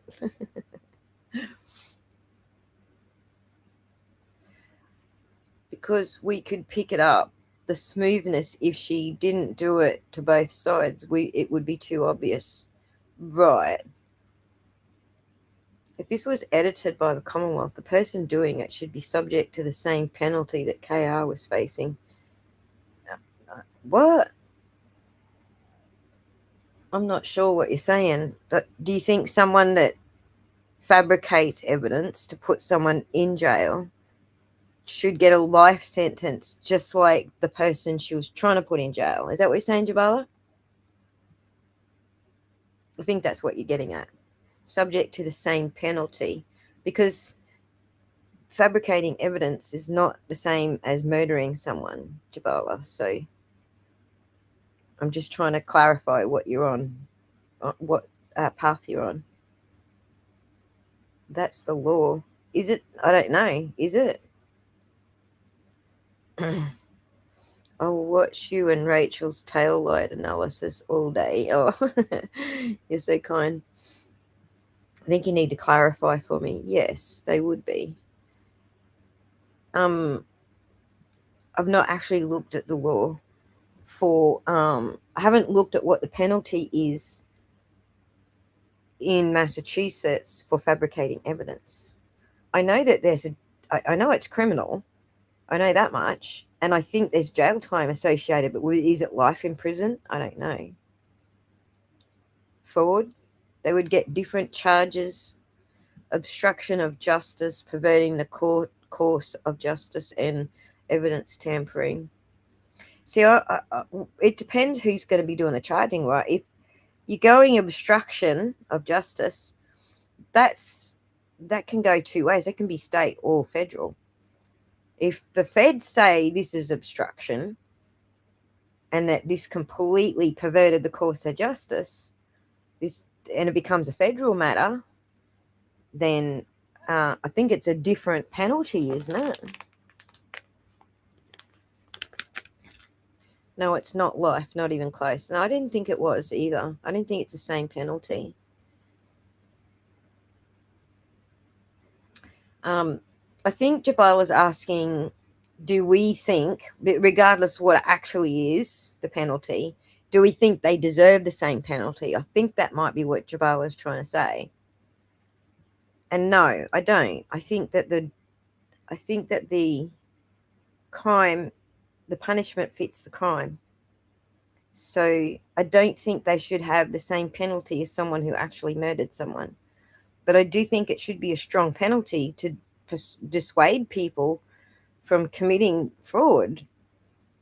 This would be a fraud not just on Karen Reid, but on the court. So probably like 5 years, and would depend on a lot of things. Like, for example, the judges actually doing something about it, for example. Yeah. You think it might be close to life imprisonment for tampering with evidence? I would have to look it up. I would have to know exactly what statute you're going to charge them with first. There's probably multiple ones. So, and of course, you could also pile them on top of each other. If you wanted to be a nasty prosecutor, you could go, well, I'm just going to go for the whole fucking throw the book at them. If Karen Reid was convicted, what then? Well, we'd be doing the same thing. We'd still be doing this. It wouldn't be any different whether she was convicted or not. So, same as the original charge. I get what you're saying. Yep. Feds aren't done, just wait. It takes time. Yeah, well, we'll see. We'll see. I like that everyone's holding out a little bit of hope, but there's some shenanigans going on in the federal system over there that we don't need to get into because it's all so fucking political, but still has to be proven if the shoe is on the other foot, just being objective. Yeah. I mean, we would expect the same jurisprudence to apply that didn't apply in Karen's case, that we're saying should have applied in Karen's case. So, like, if you wanted to say, right, let's flip it onto the other, put the shoe on the other foot, flip it around and say, Colleen Crawford, you are charged with obstruction of justice and blah, blah, blah. And then we doctor all the evidence to make her look more guilty than she is, then we're not following our own jurisprudence. Then the thing that we're all upset about, right? We're all upset about fake evidence being able to be used against Karen Reid to start with, without the like Karen Reid has to prove her complaint against the witnesses. Exactly. This is how she will prove it against the witnesses. Because if all the evidence is cooked, then all that's left is the witnesses' words. That is all that's left. You just got them saying shit at the other end. If all the evidence was cooked against Karen. And the uneven hand of justice, thank you. These are all the things that we're upset about. We're not upset about the witnesses said shit about Karen. We're not upset that the witnesses went after Karen. What we're upset at is that they participated in setting her up. That's a different thing to what they're saying the witnesses themselves are saying. So, and Karen isn't going after them. Karen isn't going after them as a your word against my word kind of thing. She's doing a Section 1983, which is a completely different thing. That is where the prosecution itself was corrupt. So, and they played a role in that. So it's kind of a little bit different. But yeah, if you, I'm not in a position to say what the actual penalties are.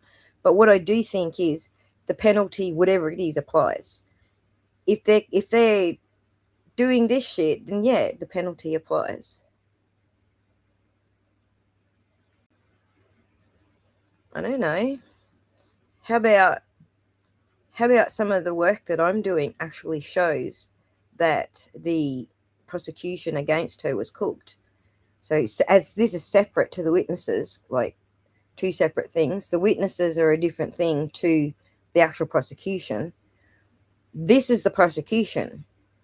This is where we're showing how the prosecution cooked it against her. I can show you again the digital evidence. There's forensic digital evidence that this file that we're looking at now was all cut up. And you can see visual. You only need a video expert to get up there and go, like, this is a visual evidence of tampering. Probably not the best example, but you get what I'm saying. So tampering with evidence is a crime. Yes, Boda Bob, we got that. She's defending her rights. Yes, exactly. She's defending her rights. Her rights were royally fucking screwed because nobody followed chain of evidence. No one provided any chain of custody. And even when Bev was confronted, when Eliza Little asked Bev, can we have this court motion so that we can get the proper evidence, like the raw data, not these tampered shit that they keep giving us, but the raw data itself? Bev turned around and said, what do you want them to do? Invent a chain of custody that doesn't exist? It's like, get the fuck out of here. That chain of custody is supposed to exist. It's not a we dreamed it up just for Karen Reed thing. It exists and it's federally fucking mandated. It's cooked. You've proved it. Yeah, I know it's cooked. A lot of it is. Who is going to be charged with this?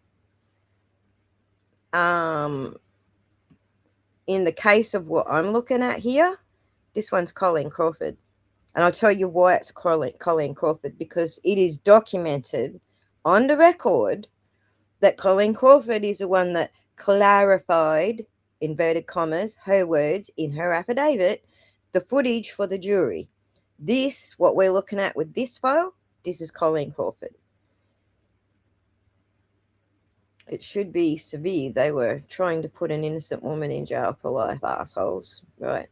But there's different levels of culpability to Jabala, because what if it's the DA told Colleen Crawford to do this?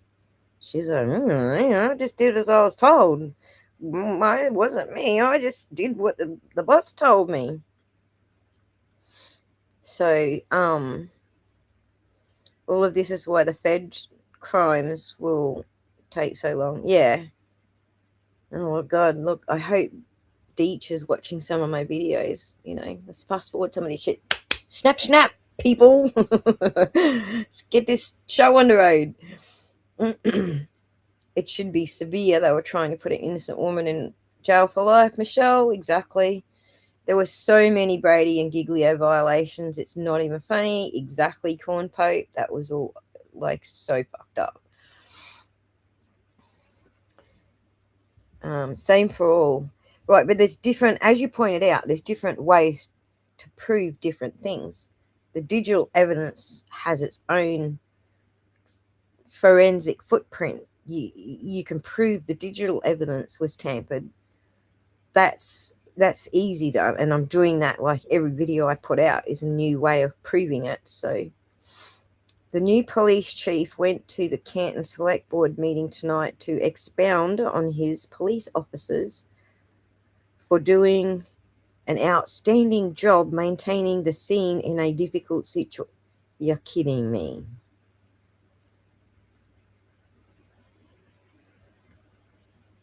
That's crazy. It's a state crime, same charges. Okay. Wow, and we thought this guy was going to make a difference. Just goes to show it's all fucking rigged, mate. It's rigged. Right, let's get back to our video.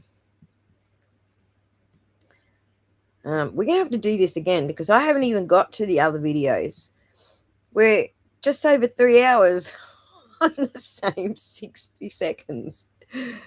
There's no email to her from Proctor thanking her. Oh, there's an email to, yes, there's an email to Crawford, exactly. So the tie back to Crawford is pretty much in writing and on record. So you're right. There is an email between Crawford and Proctor.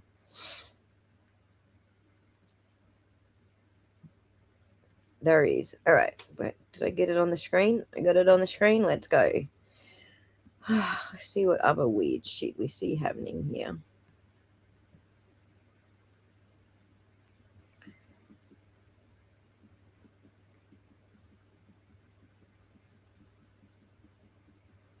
It's kind of like over after this because the tail light turns away. Here's the funny thing is we're still seeing it. They're still seeing that mark, but it's actually away from the camera. We shouldn't be seeing it right here because it's not in fucking front of the camera. It's still there. Now it should be completely gone.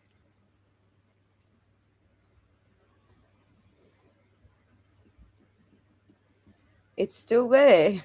We're still seeing the right side of the car, even though it's completely out of view now.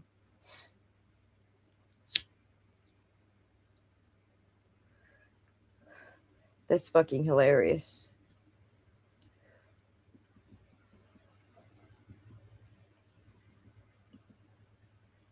We've got the full side of the car, but we're still seeing.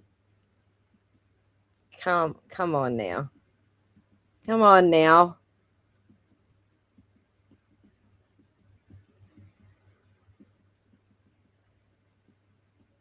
That's funny. She tried so hard to keep that fucking broken tail light as broken as she could, as long as she could. I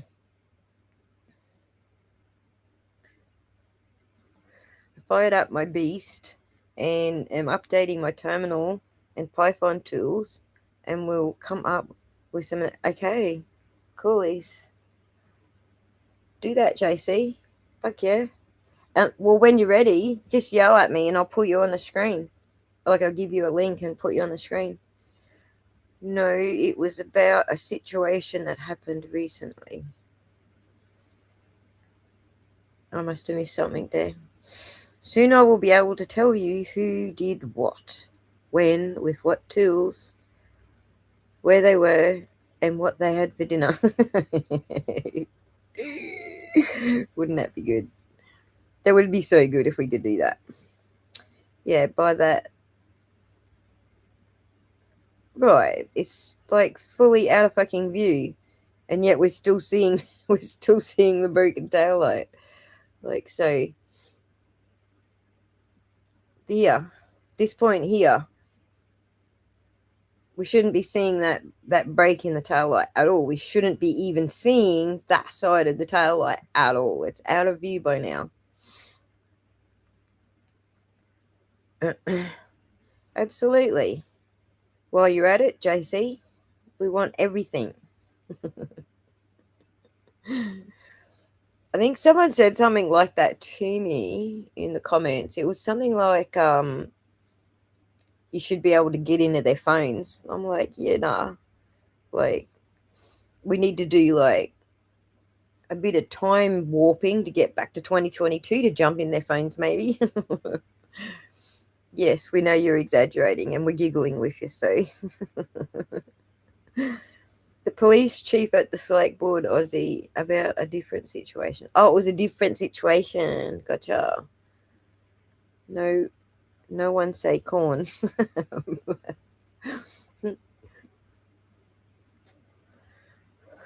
So the police chief was talking about a different situation, not the Karen Reid case.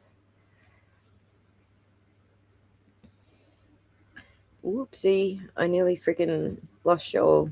Press the wrong button. All right, let's continue through this. Now, I got more video. Maybe we need to do another live stream, move on to a different video because I do have more. I have the library footage. I have a whole minute of Jen's shit. Well, actually, this one's pretty quick. We can jump over this one. This one is so fucking macro blocked. It's crazy. What We'll do this one as a finish up, okay? I think we're finished. I love video games, but this breaks all the rules of physics. Right.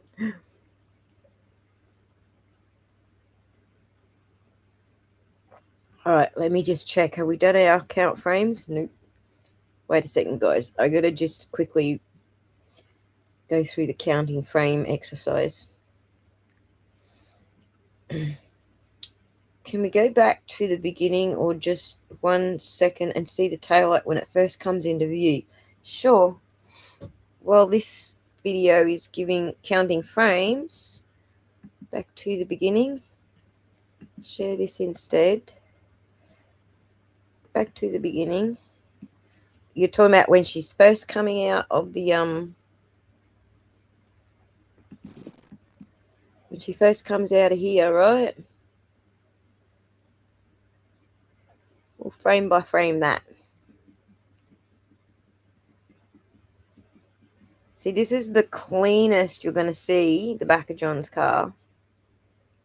This is where Rachel and I think they cropped the back of his car out and changed the tone a little bit and pasted it back onto his car after she pulls away from it, after she's reversed into it and pulled away from it.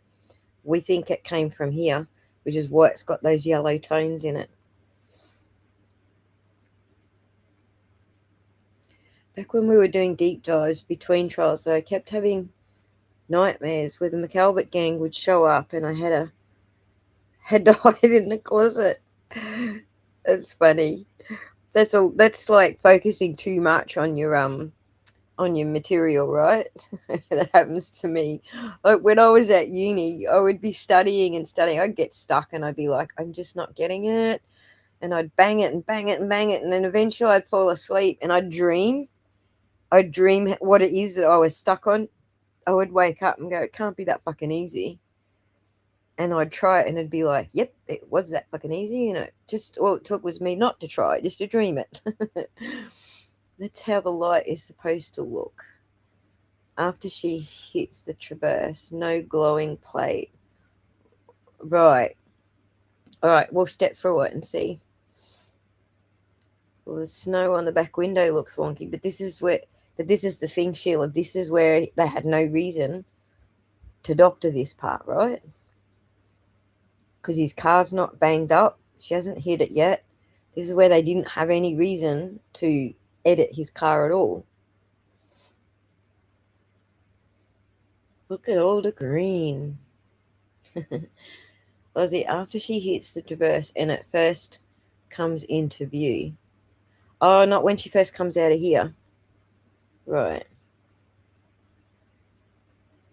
Glad you're out of the closet now. JC. All right. I know where you're talking now. But just watch this bit fast because I want you to just like see that's got yellow tinges. It's got probably red in it too, but it's got yellow tinges. See how it's kind of yellowish all in this area? Like it's all quite yellowy all around here. That's where this is the bit where I reckon Colleen's cut this out and put it on his car, or even just like this bit here and then put it on his car later on. All right, let's do this. Get that car out of there. Hang on. What's going on?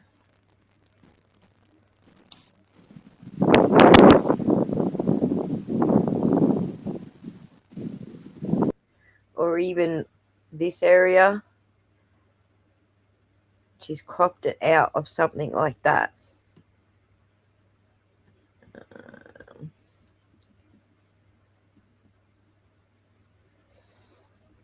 So just as she's pulling away, let me just read what Corny wrote again.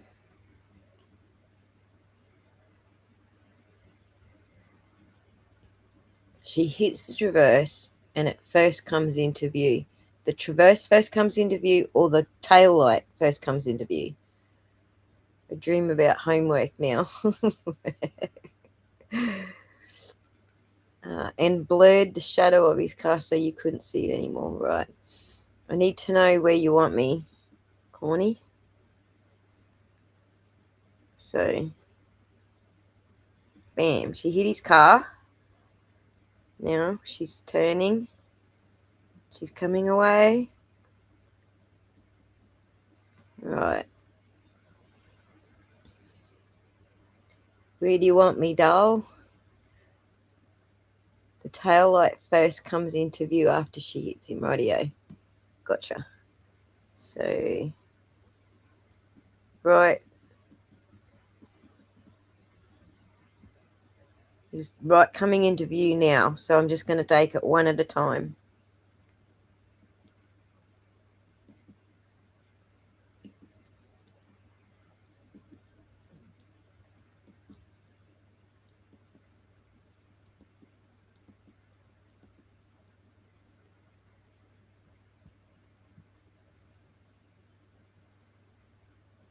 Look at that. She's actually...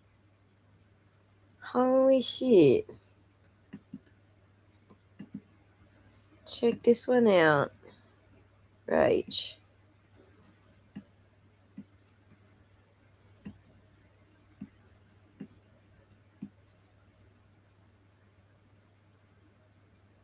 I think she has stamped some snow onto that tail light. Sorry, we're getting there, Corny. I've just noticed something. We'll come back to this. Just one thing at a time. Check this out, Rachel. Yeah, that looks like she has actually stamped some snow over a corner of the tail light. Yeah. Share this screen.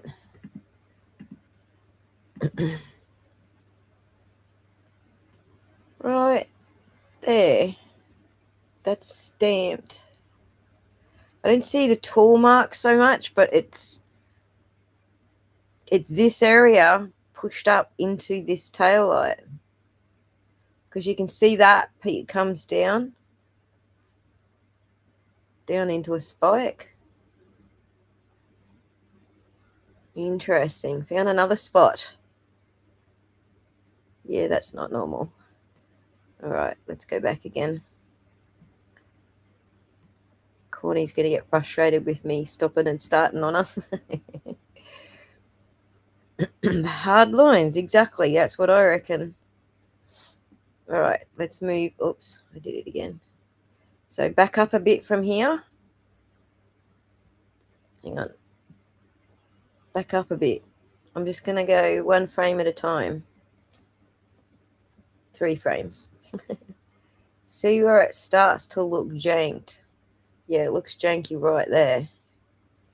So let me just...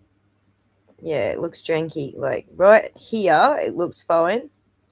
Then we get to here, we see it's starting to look janky. We got that bit of snow, like it's looking a bit janky.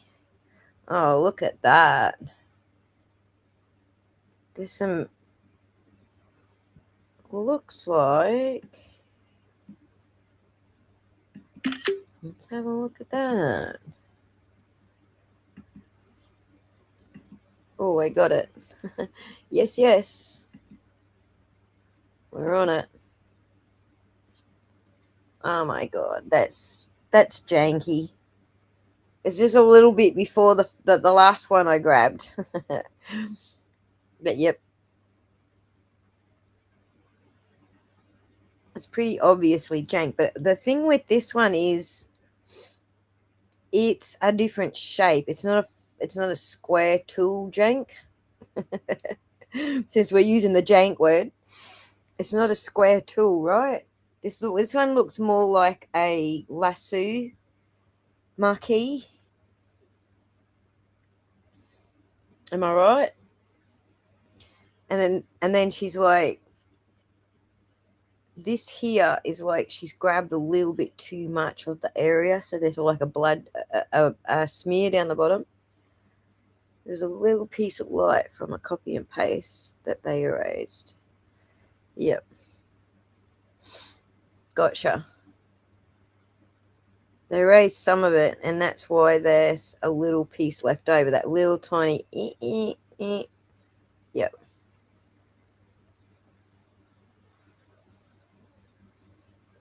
For sure. And what most people don't understand is that if this tail light was all sitting over there on the Albert's front lawn, how come it's sticking out 5 inches still? Where's that 5 inches come from if that whole thing is sitting over there on Albert's lawn? Because our whole sticky outy part is all tail light, is all lens. It's not the housing. It's all lens. The couple of inches that sticks out from the car, that's all lens. Yeah, it's just floating there in like thin air. Crazy fuckers. Hang on. I'm going to see what else we can see in these frames.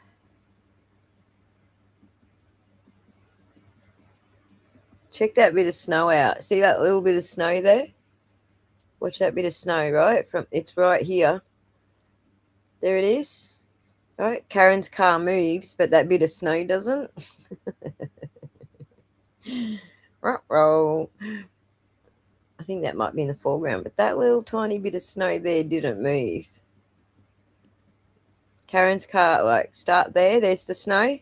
Karen's car moves, but that snow stays right there.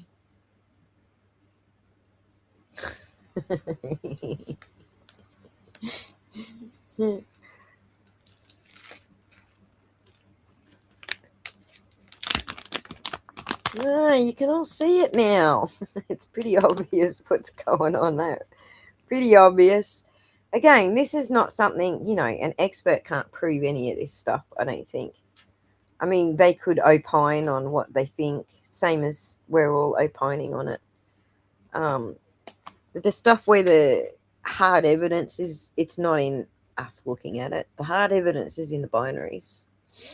And this one's got some fucking binaries. Dude, some binaries. So, like it's getting more obvious because it's not really moving.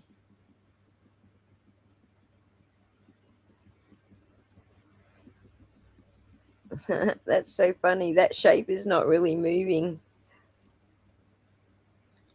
See this couple of inches sticking out? That's not going to happen if all of that lens is broken away. It's the lens that's sticking out, not the actual housing.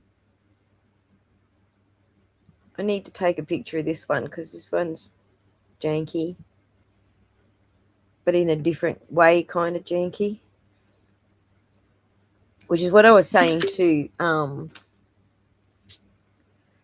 Rachel when we were looking at all of this, that the janky is so different in each frame.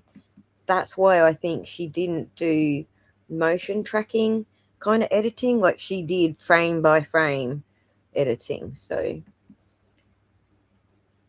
because it's just so different in each one. Did I put the right one on the screen? Wait, I didn't even put the right one up. Let me just check. I want the reddish one.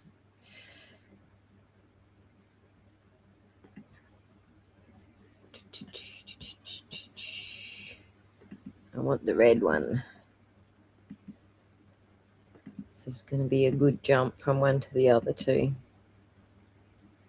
Look at that. See, this is a different way that she's pushed it. This is just a smudge.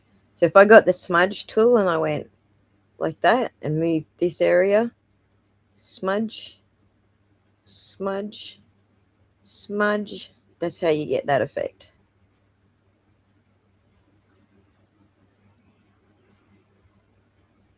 Look at the light around the tires and under the carriage until that little bit. All right, let's go look at that. Cat spotted something. This one's pretty obvious, right? This is why it never looked right. Right? Because if that little bit right there is the side reflector or the side Parker light, right? And it's also underneath this red plastic, all of this red plastic. It's supposed to come out here like that. If all of that is gone, then this should be all level, because what sticks out is only the lens, not the actual housing. For all the fans of the movie Predator, think of it like the way the Predator blends. Yeah. Because that's just another bit of tricky shit. It drove me nuts. I was trying to capture it as they went along and it came to view. I was like, why does it keep changing? Right. Cornpoke, that's why I wrote my own app and we're going through this frame by frame, because no other app gives me the like an arrow key, one frame at a time. Most of them group the frames and move you 10 at a time or whatever when you use the arrow key. So that's why I wrote my own app, so it will just do what the fuck I want it to do. Move one frame at a time. Maybe she did it lazily, not hurriedly. I think she was too focused on one outcome and missed all this other stuff. Let's put it that way. Now, let me go back. If you wanted to see, Kat wanted me to go to look at the light around the tires and under the carriage. Just before this. Around the tires and under the carriage. Okay.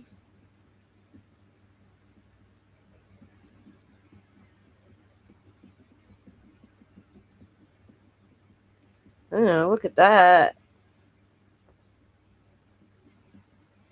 So, hang on.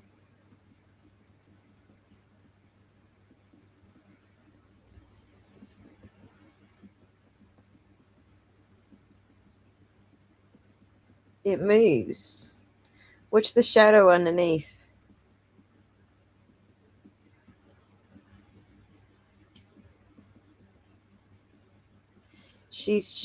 As she's moving away, that shadow should be going further underneath his car, and it's doing the exact opposite. It's actually coming out further from underneath his car.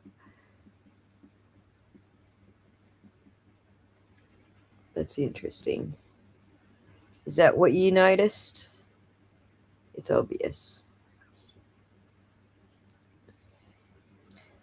I see 2 to 3 random floating pixels. Oh my god. I'm sitting here flicking through the frames and I haven't even got that. I didn't even switch the screen for you. Hang on. You're a dickhead.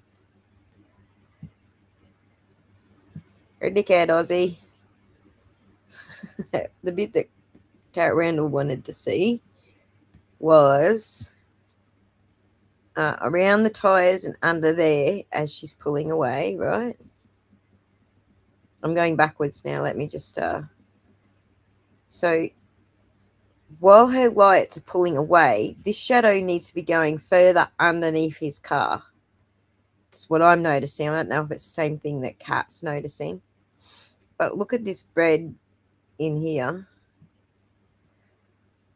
There is some red in there, which is obviously coming off her tail light, but they've tried to like make it less obvious.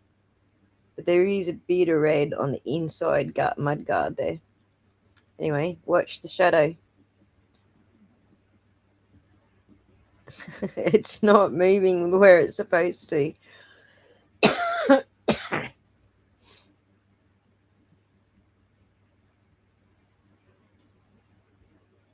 Is that what you were noticing, Kat? 2 to 3 random floating pixels beside the side light, not attached to anything. Yeah, crazy. Let me show you this as well. No, I won't show you that. If I keep showing you fucking shit that we're experimenting with, then when we get to the video, it won't actually be fun and new to you.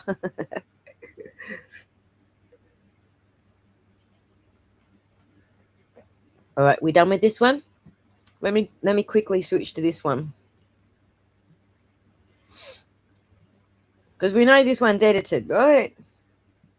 The thing with this one is The halo seems to disappear. Yeah. Lots of shit coming and going between each frame, Cat. The first thing about this video is it has been cropped to the same size as the one we were just looking at. Actually, not quite the same size. The one we were just looking at is 960 by 554. That's 960 by, hang on, 960 by 554. But this one is 960 by 488, right? And that's still not right because there's no freaking cameras that do that size.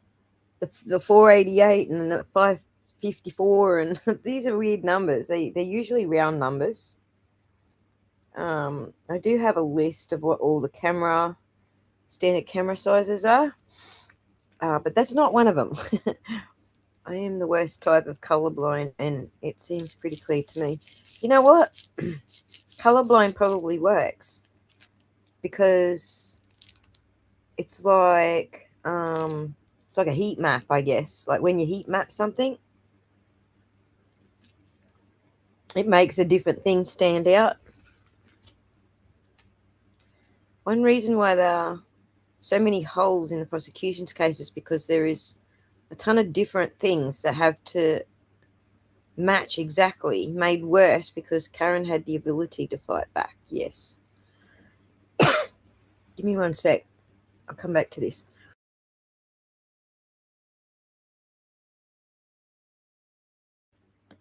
Don't want to blow your eardrums out coughing. Okay, so in this footage, what's the first thing you notice? Before you even hit the play button, what's the first thing you notice, besides the fact that it's too small? And it's not even small by the same factor that the other one is. It's crazy. It's small by a different factor. But what's the first thing you notice about this?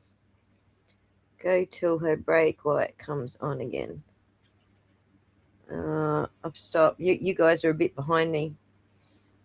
Off subject, but I have to sleep now. I'll be waiting for my Vegemite sandwich in the morning. Okay, strong leg. Vegemite on toast. I'm just going to wait for you guys to catch up so that you can see we're on this one.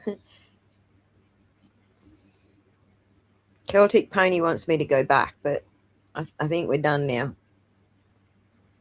We're ready to move on to this one, and I don't want to spend 3 hours on this one because we're already at 3.5 hours. So I just want to move through a couple of these and just show you some of the obvious stuff with this one. We're good?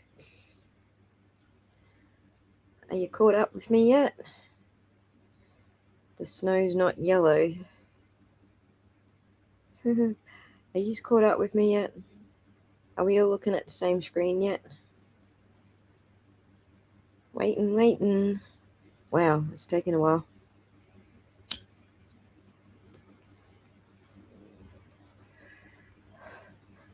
You guys must be like way behind. Not just my delay behind, but also behind on your own streams. So, all right, we're going to have to move forward because I don't know what's going on right now. So the first thing I wanted to show you is, see the side lot, parking lot? Side lot parking, it's cut off. Camera didn't do that. So that's the first thing I can tell you. Watch out where those huskies go. Don't eat that yellow snow. All right. So that's the first thing. We know that this is not the right size because it's certainly not a proper resolution. It's 960 by 480. That's not a proper camera resolution. FPS detected 10. I've actually zipped through to recount and recalculate that. It's not 10 FPS. So shit is going weird with this file. But this is Karen going to 34 Fairview. So I'm just going to fast forward because this is a half an hour video. Wait, I'm just going to take it to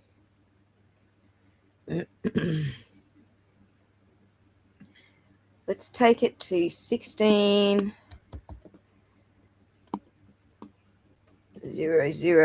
Let's take it to a minute beforehand and go.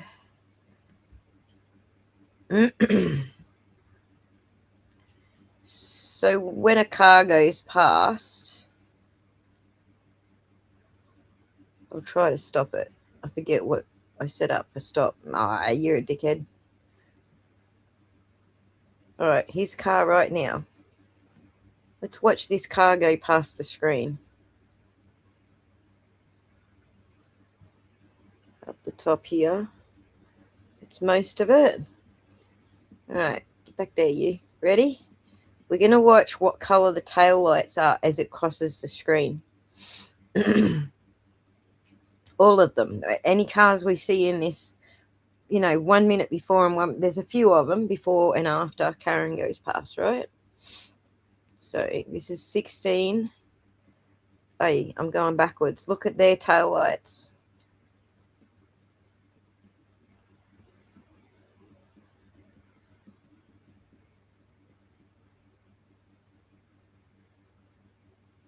Okay, here's this one's coming in on this side. It's kind of yellowish. You can it's very faint. They must be on the other side of the road. The reflection is very faint, and I think they are on the other side of the road because I'm Australian. I get my sides mixed up. But you can definitely see red in that. In some frames it does look a lot whiter than redder. I think that might be brake lights. So that car. And then we'll go a little bit more. Wait for it. I'm sure there's other cars. And for those who are asking, this reddish spot here, there is something above this store here. There's something on their roof, like a light, a porch light, or something up on their roof. That's what that red reflection is right there.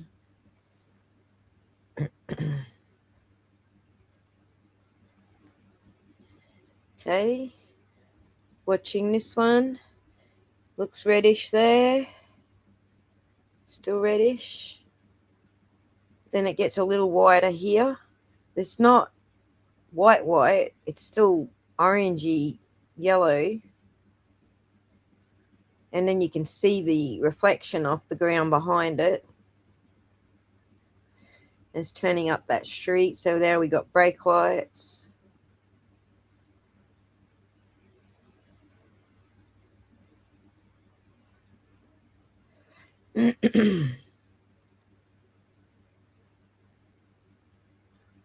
So we're 1 minute out from Karen going past, and we're going a little slower than 6,000, 7,000, 8,000, 9,000. No, we're going actually real time. Okay, here comes another car. So it's quite red when it first comes in. Can still see, oranges and reds sort of as it's going through. It does get a bit brighter in some frames, but mostly it's red and orange or yellowish. All right. This one's a bit weird. It's hard to say what color that is because in some it looks orangish. Now it looks yellow. Now it's orangish again. Whitish. And then once it gets to here, it's back to red again. Okay.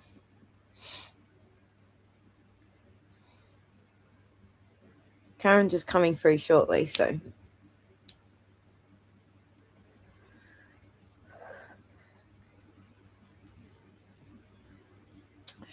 Here we go. So this is Karen's vehicle. From the side here, we see a little bit of red, right? This is the driver's side. Is that right? Fuck. Where am I? In Australia or America? What side am I looking at? She's driving that way. So that's her passenger side. White in front, extra white in rear. Right, but that's why we're comparing, because we need to see lots of cars going past to see what probably wasn't edited, do you know what I mean? To compare it. We are on the passenger side, right? So we're in America on the passenger side. I had to check. I get so confused, eh? I remember someone saying the other day, I know you guys get confused on what side of the road you're on. It's like, no, you're confused. I'm fine. I know which side is my driver's side. All right, let's watch her go through, because like we can see here it's reddish yellow like the other cars were, right? So let's get her through. This is where her tail light. Oh, I'm missing that frame. Oh, for fuck's sake. I was going to show you the tail light shining through the tree, but so now we see it's kind of orangish like the other ones, but you can see a red daylight now in the reflection. See, and I can see reddish orange just like the other cars. Although they were going the other way, so it might be harder to work it out.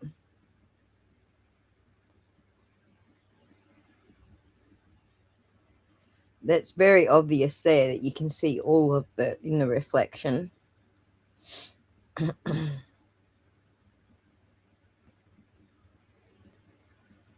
So I don't think it looks too much different to other cars going by. It's in the lighter end of yellow and orange, right? Am I right there? So there's a few more just after this where it's a truck going past. We can come back to Karen going past again to compare it again, but I'm just going to go forward. There's a dirty big truck with some red lights all over it. Somewhere here.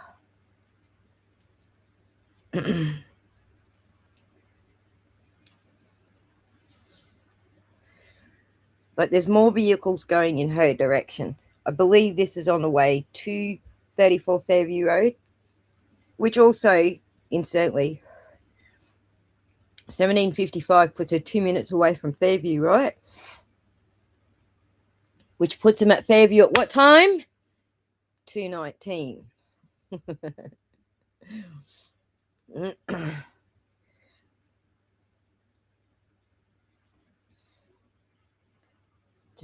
Just had to flex there because this camera actually does prove that.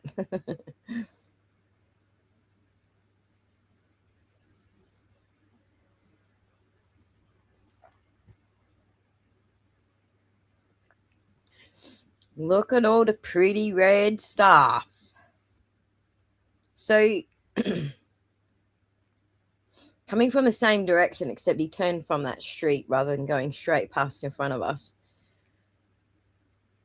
So we know that on some angles we're seeing red, and then on some angles we're not seeing red. The tail light was solid in the puddle. I know this is what's confusing, right? Our left hands pass each other in America. That's an easy way. And in Australia, it's our right hands. So look at all the red. Like, it's so red everywhere. All his are red. But you wait till he's directly in front. Also, there's this car over here in the background coming in from the other side. And there's one following him as well. So we're going to get like a whole bunch of taillights in different directions here.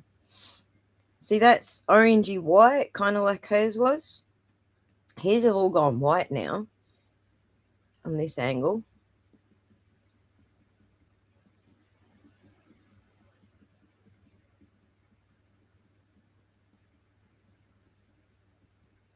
Now we're starting to get some of the orangey color back on his again.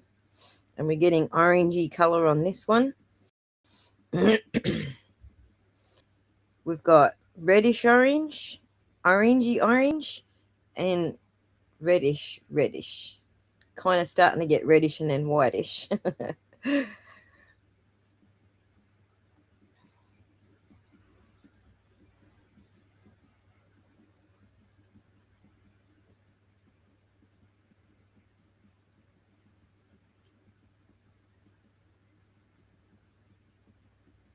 So there you go. And they're all kind of reflecting red how they should in the puddles. So, I could be wrong with that observation that I pointed out. Let's go back to Karen passing again from that view just to compare it one more time. 17, 45 will do. Go. Zoom back in. Let's just get the right amount on the screen like we were just now. Right. This is Karen going past again. Slow down, Ozzy.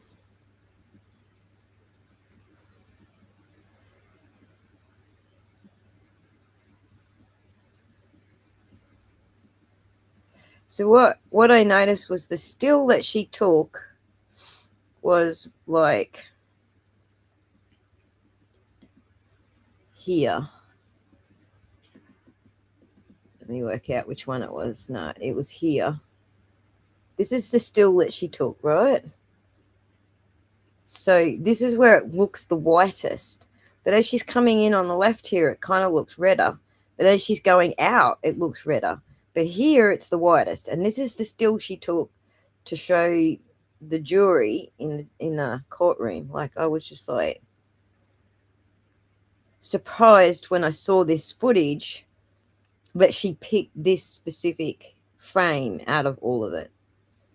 So, but here you can see it's like a little redder. It's kind of looking just like the other ones, There's definitely no dark patch or anything in there. So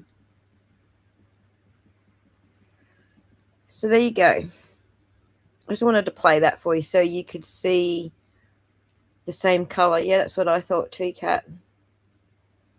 I mean, when I first saw it, I was just having a dig at Colleen about, well, you couldn't edit this one. And everyone took it quite literally. I wasn't really serious, but bye, Corny. Thank you so much for your expertise and advice about photo editing here.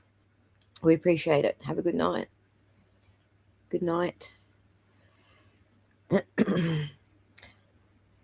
Judge Bev hindered all the evidence. Yes, that's right, Kat. So that was interesting, just seeing, other car lights going by, and they also have this like whitish hue to them, while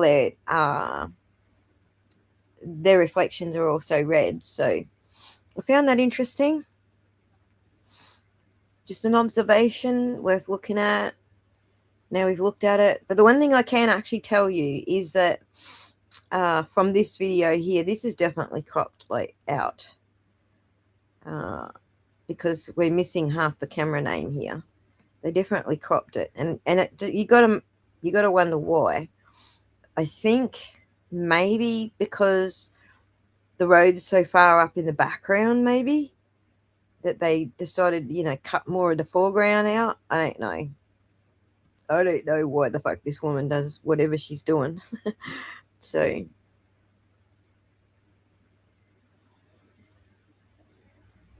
thank you. You've done so much amazing work. You're welcome, Cornpo. It's been one of the funniest evidence weeks in a long time because you'll be. Oh, I've been enjoying it. Not that I've been aiming to get anyone upset. A lot of people are upset. It's like, get over it. I'm just observing, man. It's nothing to get upset about. The cop car has the same color as the Lexus. Yes. Oh, Zam Beauty, thank you. I love you too.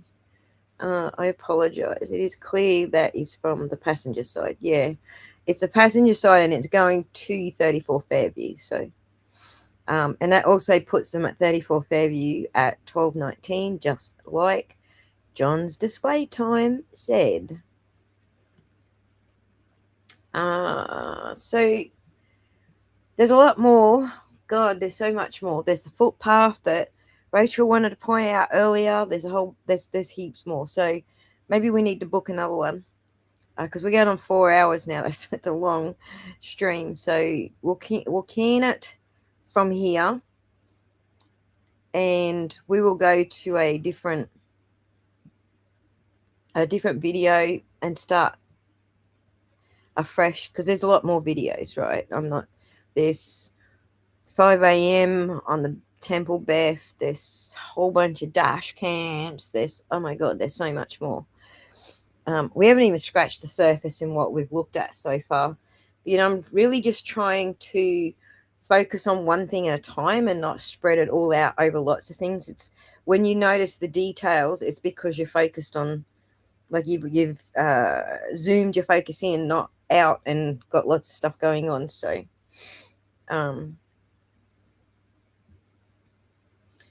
it's all right, Jabala, you're welcome. So I do try to test everything so that I'm not just being confirming my own bias. Does that make sense? Like, thank you, Michelle. Appreciate your presence tonight. You go have a sleep. And you're off tomorrow. Oh, you're off. I thought, okay, I read that wrong. I was like, I'm off. See you tomorrow. No, you're off tomorrow. Right, let's do a stream tomorrow as well. Gotcha. God, my brain. But yeah, just to finish that, Jabala, I do try to test things so that I'm not just confirming my own bias. I try to do that. It doesn't always come across like that, but I do try really hard that when I'm testing the binary data, for example, I want to do it 5 different ways, and then I know it's not just my bias seeing what it wants to see. I'll test it. Does this work out mathematically? Just do the sums. Does it work? It works mathematically. What does the binary say it works? How does that work? It says it this way, but we still come up with the same math. And then, in one situation, we had Rachel who sat there with her stopwatch watching the court footage, and she worked out 72 seconds. Then I go to the binary and I find, 72 seconds doesn't work there. Then we work out we're actually 20 seconds out because we accounted for the other 20 seconds. Bam, the binary fits perfectly into the math. It's just stuff like that. Like I like to test lots of different directions to make sure that I'm not, just honing in on a bias. So some of the snow coming down is being used as cover. Slowed down snow flying past the camera is the exact same shape. Some of the snow is fake. You could be right there, Deanne. There's so much going on in that one video. There's a lot going on in that one video, and we haven't even scratched the surface tonight. I just wanted to show you like the main things that Rachel and I had noticed so far. You have, and I apologize. That's okay. It's all right. You come in hard, but you're good now. You get where I'm coming from. So that's good. And this is something that very rarely happens in this particular case. People come at this from such opposite extremes that they can't find a middle ground where they can actually agree with each other that the other one might not be so wrong or just not to be so strident, as you say, about the other person being wrong. So I appreciate it. I'm glad that we got to this point. I think young Ken Weeks is a little ways away from that. So You should have gone to Specsavers. Good on you. I should have, eh? My meter works different than others, Aussie. I wouldn't say hello if I thought you were. Oh, you got a BS meter. You got a built-in BS meter, cat.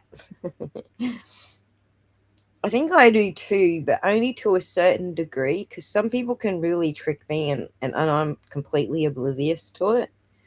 But then there's obvious BS where I'm like, yeah, all right, that's obvious. But it's not always for me. But I'm glad you've got a good BS meter.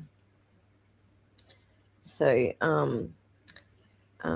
where are we? We are at 4 hours. It's time to go, guys. It's time to hang up the phone. Thank you all for coming and listening to me blab on about frames, and I hope you all got to see the bits that you wanted to see in shuffling through the flames. You guys are fantastic. Oh, cool. Well, I'm glad we actually all ended up in a good place at the end of that. Do you see that, Ken Weeks? Pull your head in, buddy. Thank you all for coming. I hope you all got to see the bits that you wanted to see. Now I know why they named this Python tool Anaconda. You've been wrestling it. JC, take your time. I'm going to book another one for tomorrow night. All right? It's tomorrow night for you guys. It's actually 1 a.m. for us. I'm going to book another one for you tomorrow night, and then I'll get you up then. All right? And then we'll see what you worked out with your almost done setting up. You only had the setting up stage. No, I'll get you to come up. Like, you can come up and share your screen tomorrow. Like, just work on it between now and tomorrow. I'll book the stream for the same time, and then we'll pull you out and share your screen. How's that sound?